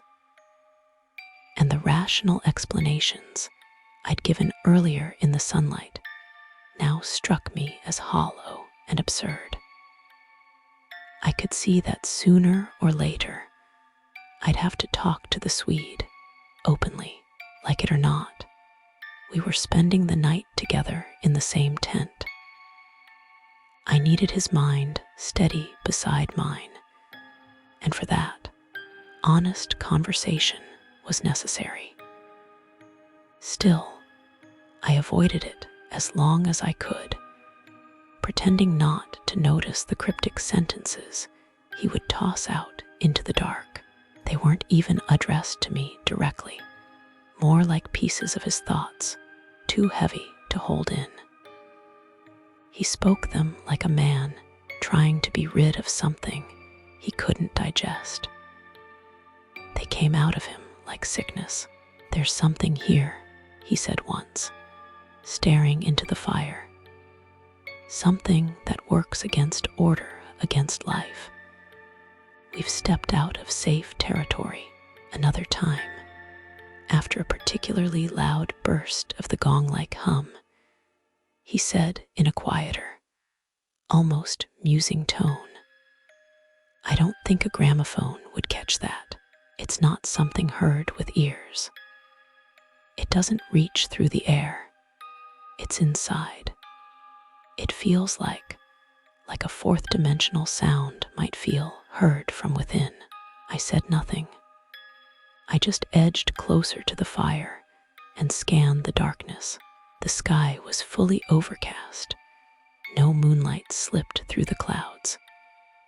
Everything was still, unnervingly still. Even the frogs seemed quieter now, and the river's voice felt far away. "There's nothing human about it," he said again, after a pause. "It's a sound that doesn't belong to our world." That struck me hard, because it was exactly what I had been feeling myself, though I hadn't dared put it into words. The idea had hovered at the edge of my thoughts, and hearing it spoken aloud made it more real, almost too real. Yet, oddly enough, there was comfort in having it named. It confined the thing, made it less vague, and stopped my mind from wandering deeper into that awful territory. The isolation of this place, it was like we had landed on an empty planet. I longed for towns, for people, for voices. I would have given anything for the mundane noise of life. Bavarian villages with beer-drinking peasants, children under trees, a ruined castle behind a red-roofed church. Even that tour group we'd mocked would have been a relief. But the fear here was not ordinary. It wasn't ghost stories or superstition. It was deeper, stranger, something ancient and inhuman. A terror that touched some primal memory, older than reason. We had crossed into a realm that was close to ours, but not of it. A border place, a thinned veil, a fissure between two realities. I understood then what the Swede meant by a sacrifice. If we stayed here too long, we would be lost, not physically perhaps, but mentally, spiritually, not killed, but taken, absorbed, drawn over the edge into that other realm. The danger wasn't a beast or a storm. It was that we might forget who we were. He and I were each succumbing in different ways. I turned the experience into a vision of hostile elemental forces, air and water and willows, made malevolent by our trespass. But for the Swede, it was older. A violation of some sacred ground, a forgotten shrine. where ancient gods still lived and waited. His ancestry had stirred, answering to the call of old worship, pulled by some pagan gravity. This place had remained untouched by man, kept clean, somehow, by the wind. And now the forces that lived here were moving. They were close and aware. Never before and never since have I felt the presence of the other so strongly, so vividly. It was not imagination. It was not dream. It was something real, just beyond the reach of human sense. And it was reaching back, even the smallest events. The otter rolling in the current, the boatman waving wildly, the trembling of the willows. All seemed larger here, charged with meaning, distorted by this strange atmosphere. This place magnified things, not just physically, but spiritually. Everything had a double aspect, as if it belonged partly to our world and partly to something else. We were brushing up against a reality that didn't fit ours, an alien pattern, a different scheme of existence. It was not just foreign, it was unearthly. "It's the intelligence of it that gets me," the Swede muttered suddenly. "If it were just wild, we could manage. But it has intent, deliberate purpose. That's what saps the strength." I snapped at him, though the truth of it chilled me. "Haven't I explained all this already?" "You have," he said evenly. "You have indeed." He said more things after that, as usual, about being chosen for a sacrifice, about being watched. But I stopped hearing him. My mind had reached its limit, divided in two. One part still tried to reason, to explain. The other part laughed bitterly, knowing it was all useless, and quietly, terribly afraid. The fire dwindled low, its light retreating into a tight circle as the surrounding dark crept closer. Our wood pile, once comfortingly abundant, had shrunk to a few brittle branches, and neither of us made a move to replenish it. The night pressed in around us, thick, silent, and impenetrable, just a few feet beyond the fading glow. Occasionally, a furtive gust stirred the willows into a sibilant shudder, but it was hardly reassuring. The loud, wild voices of the wind were gone. We missed them, missed their commotion and defiance, because what remained was silence, and something else, something far worse. I could no longer endure it. I had reached the breaking point. Something in me strained under the pressure, demanded to speak, to purge itself of this unbearable tension before it twisted my thoughts into madness. I kicked at the fire to raise a blaze and turned toward my companion. He flinched as I broke the silence. "I can't pretend anymore," I blurted out. "This place, this black, whispering hell, we shouldn't be here. I feel things, awful things.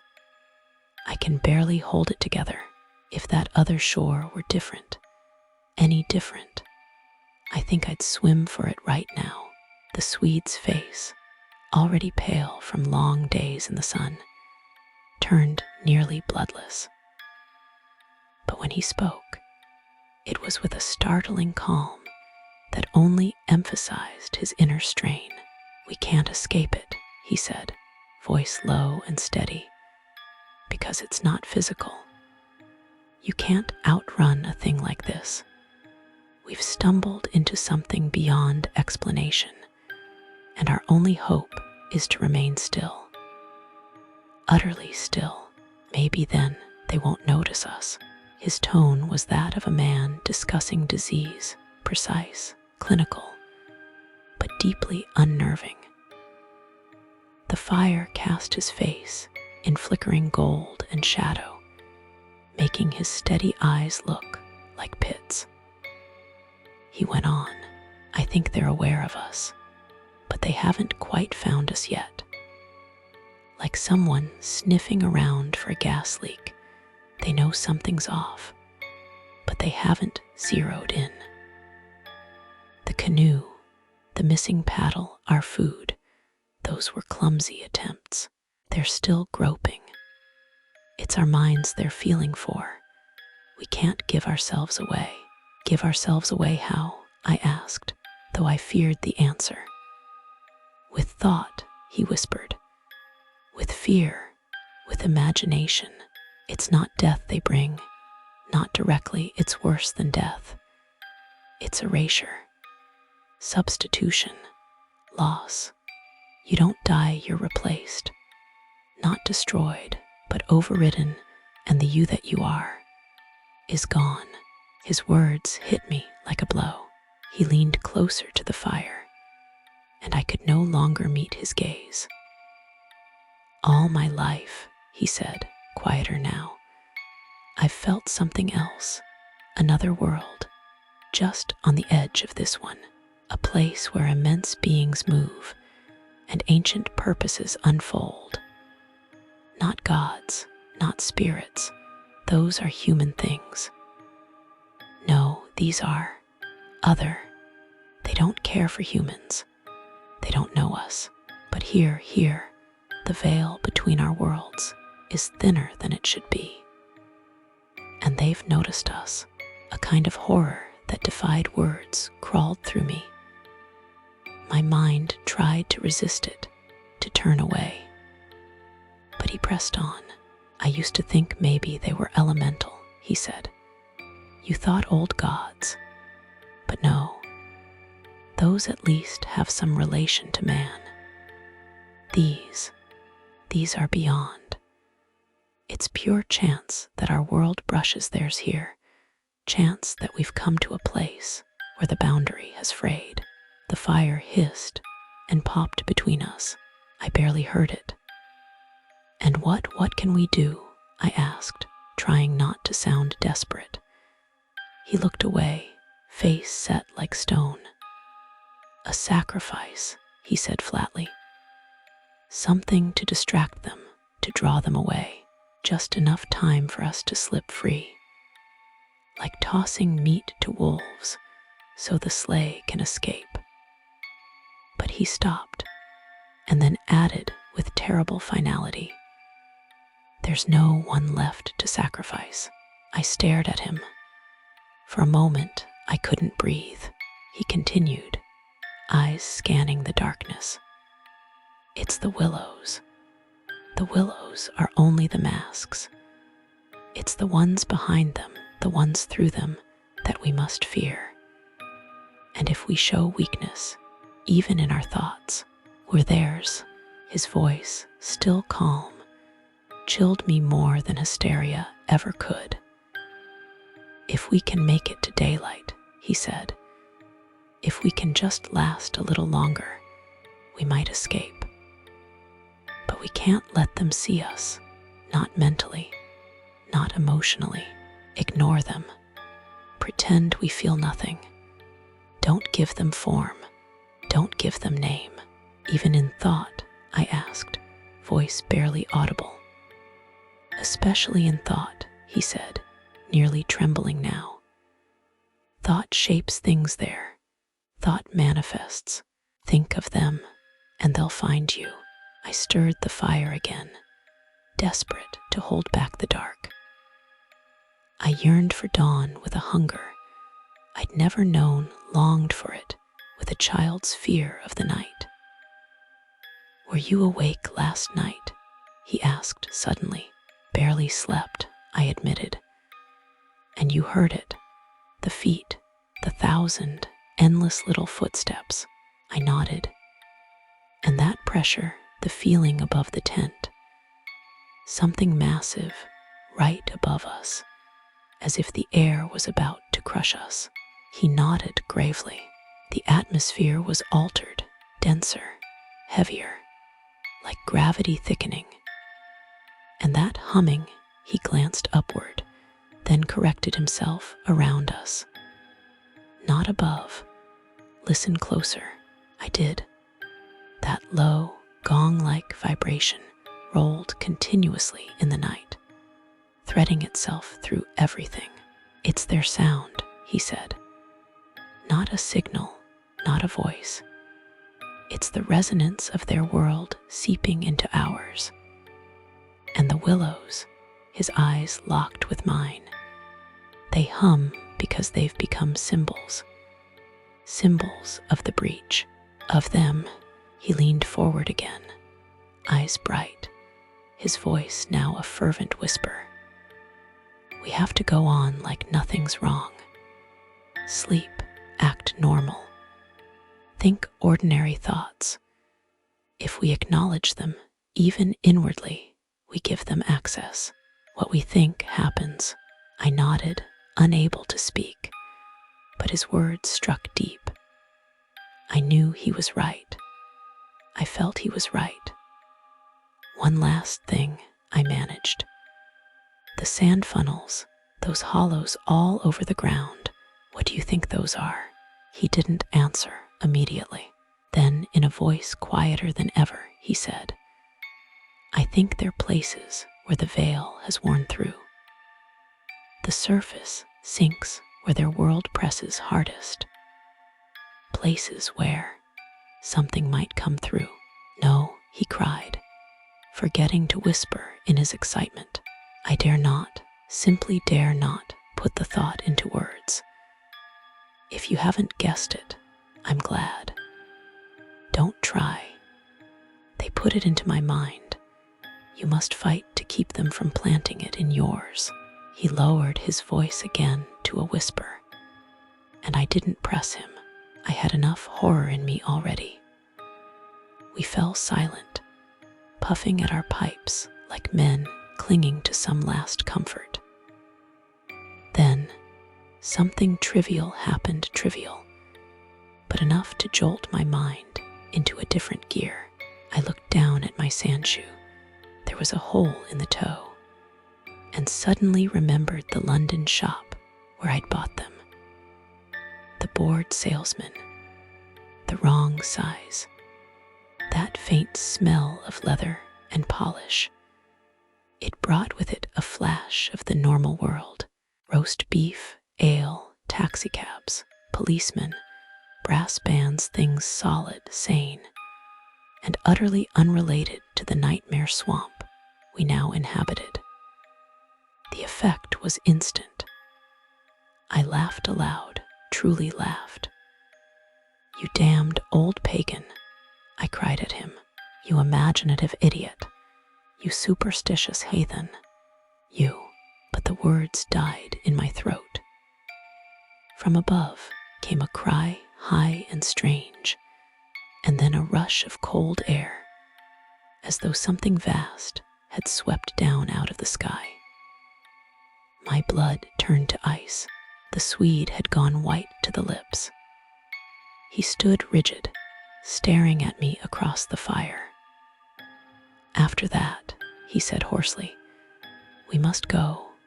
We can't stay now. We must break camp this instant and go on downriver. He spoke like a man, driven past reason. The fear he'd fought so long had claimed him at last. In the dark, I gasped, still shaking from my burst of hysteria. That's madness. The river's in flood. We've only one paddle, and ahead there's nothing but more willows. Willows for 50 miles. He sank down, nearly collapsing. In that strange reversal of roles, I found myself steadying him. Control had passed to me. What in God's name made you shout like that? He whispered. Do you know what you've done? I moved around the fire and knelt beside him, gripping his hands tightly. We'll build one more blaze, I said firmly. Then we'll try to sleep. At dawn, we push off for Comorn, but for now, you've got to hold it together. Remember your own advice. Don't think fear. He nodded silently. We rose and went together into the darkness to gather wood. We stayed close, almost shoulder to shoulder, groping among the willows. Overhead, that humming never ceased, a low droning that seemed to swell the farther we wandered from the fire. The air was damp and shivery. Then, without warning, the Swede gripped me in a sudden clutch, making me stagger. "Look, by God, look," he gasped. His voice was choked with a fear I'd never heard before, not even from him.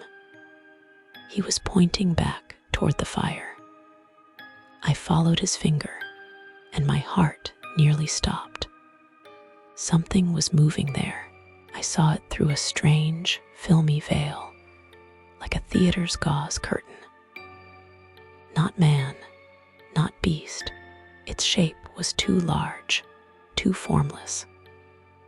It reminded me of several animals grouped together, moving slowly. The Swede described it later as something like a rounded clump of willows, writhing, coiling, shifting like smoke. I saw it sinking down through the bushes, he sobbed. "Look, it's coming this way. Oh God, they found us." I glimpsed it swaying through the willows, and then I fell backward with a crash, dragging the Swede down with me. We landed in a heap, thrashing among the branches, blind with fear. I don't know what happened then. My mind blanked. There was only an overwhelming sensation of being seized, stripped of self, stretched out across some terrible void. My eyes clamped shut. My throat closed. It felt as though my soul was being drawn out into space and then torn away. A bolt of pain snapped through me hot and sharp. The Swede had grabbed my arm during our fall, twisting it badly. But it saved me. That pain broke the spell. It made me forget them, even for a moment, and that was enough. It pulled my mind back inside itself, out of their reach. The Swede later said he fainted, and that was what spared him. All I know is that, at some unknown point later, I found myself crawling out of the branches, my limbs trembling, my mouth dry. The Swede stood in front of me, reaching down to help. "I blacked out," he muttered. "That saved me. I stopped thinking, stopped being available. You nearly broke my arm," I groaned. "I had to hold on to something," he said, almost apologetically. And in the numb silence that followed, neither of us dared look back toward the fire. "That's what saved you," he said. "Between the two of us, we must have thrown them off, set them on a false trail somehow." The humming, it stopped. It's gone for now, at least. A fresh wave of hysterical laughter overtook me, sharp, sudden, uncontrollable. And this time it spread to him too. We stood there, shaking with laughter, not from amusement, but from sheer release. It poured out of us like a fever breaking, easing the dreadful pressure that had built up over hours. When it passed, we stumbled back toward the fire, limbs still trembling. We threw on more wood, and the flames leapt high at once. But then we saw it. The tent had collapsed, a crumpled mess of canvas lying flat on the ground. We moved to lift it, and both of us stumbled several times, our feet catching awkwardly in the sand. "Those damn sand funnels," muttered the Swede as we re-erected the tent, and the firelight lit the area around us. "But look at the size of them, all around the tent and the fire pit, in the very spot where the moving shadows had circled. The sand was pitted with deep, funnel-shaped hollows. Dozens of them. They were just like the ones we had seen earlier across the island, but these were far larger, deeper, wider, meticulously formed. Some were big enough that I could have thrust in my whole foot and leg." We said nothing. Words had become useless things. We understood each other perfectly. Sleep, we both knew, was now our best defense. Without delay, we threw sand over the fire until it glowed only faintly, then took the provisions sack and our lone paddle into the tent with us. We positioned the canoe at the tent's foot so that our legs touched it while we lay down. Any movement would alert us instantly. And just as before, we slept in our clothes, prepared for flight if the time came. I fully intended to stay awake through the night to watch, to listen, to guard. But exhaustion overcame both my nerves and body. Sleep crept in, cloaking me in its merciful, heavy darkness.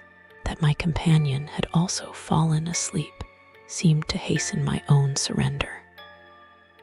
At first, he fidgeted constantly, sitting up every few minutes to ask if I'd heard that or felt something move. He tossed and muttered, claiming the tent was swaying, or that the river had risen over the edge of the island. Each time I got up to check, returning with reports that all was calm. Eventually, he quieted. His breathing evened out. Then, for the first and only time in my life, the sound of another man's snoring became a comfort, a shield, a sign that, for the moment, we were safe. That was the last thought in my mind before I, too, slipped into sleep. A strange pressure on my face woke me, something heavy pressing down over my nose and mouth. I struggled and found it was the blanket, but not only that. Something else heavier was also weighing on me. My first thought was that the Swede had rolled onto my mattress. I called his name and sat up. That's when I knew the tent was surrounded. The dreadful sound had returned. That ghostly, countless pattering, softer than rain, but far more ominous, filled the space outside. I called again, louder this time. No response. The snoring had ceased. Then I noticed the flap of the tent was down. We had made a rule. The flap must stay open. Dread gripped me. I crawled forward and flung it open, only to find that my companion was gone. Panic seized me, and I rushed out into the dark. The moment I stepped into the open, I was swallowed by the humming louder than ever before, pouring down from every point in the sky like some terrible chorus of unseen wings. It filled the air and pressed against my skin, against my very lungs. I gasped for breath, but I had no time to think.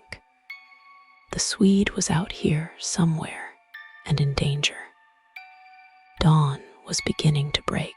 A faint light seeped into the sky above the river. No wind stirred. I ran across the sand, yelling his name, screaming whatever words came to mind. But the willows seemed to muffle my voice, and the humming swallowed it. It barely carried past my own ears. I crashed through branches, tripped on roots, fell into bushes, tore my arms and face in my desperation. Then, suddenly, I saw him. He stood on the edge of the island, silhouetted against the pale sky, 1 foot already in the river. In another heartbeat, he would have stepped in. I lunged forward and caught him around the waist, pulling with everything I had. He fought me wildly, making inhuman noises that mimicked the very humming around us, shouting strange phrases I only half understood, going inside to them, and the way of the wind and the water, wild, terrible things that turned my stomach with fear. But I dragged him back. Somehow, I got him into the tent. He collapsed on the mattress, still cursing, still struggling. I held him there until the fit passed. Then, just as suddenly as it had begun, he stilled. Outside, the humming ceased. All was quiet again. He opened his eyes, looked up at me with a childlike helplessness, and whispered, "My life, old man, you saved my life, but it's over now. They've found someone else." Then he closed his eyes and, unbelievably, began to snore. Sleep took him like a stone dropping through water, deep, oblivious, healing. He slept for 3 hours.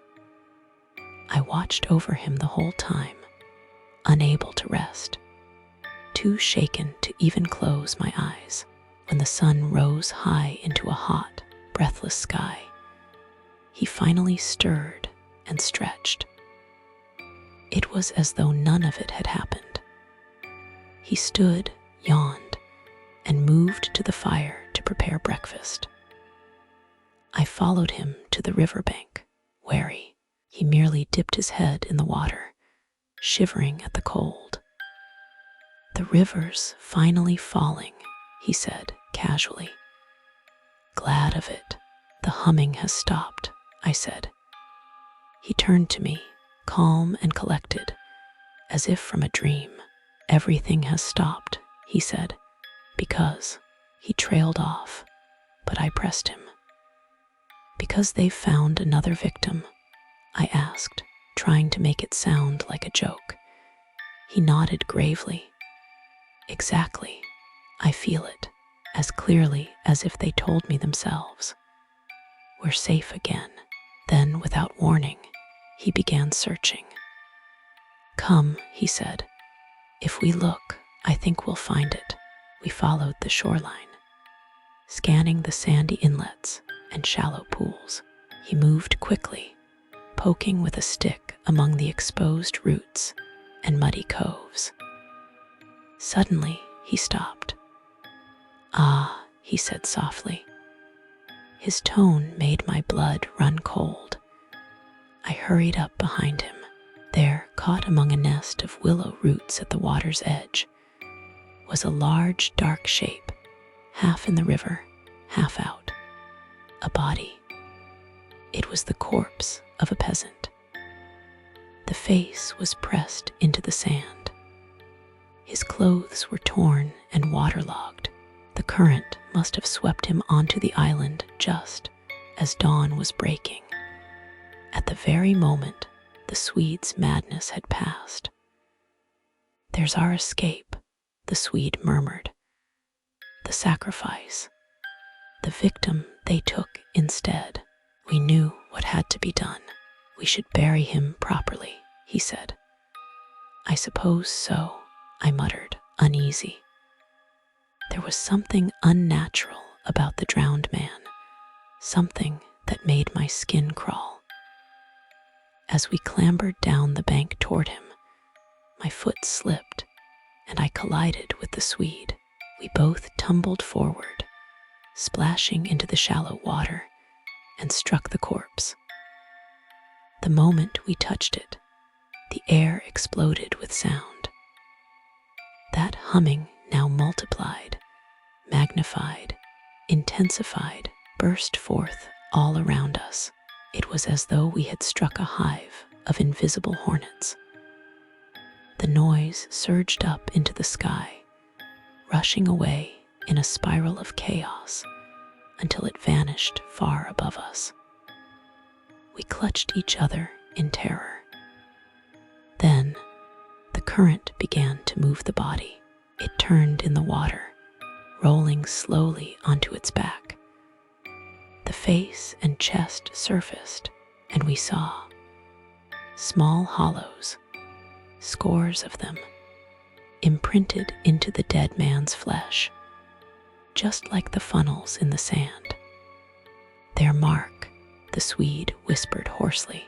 "Their awful mark." And then the river took him.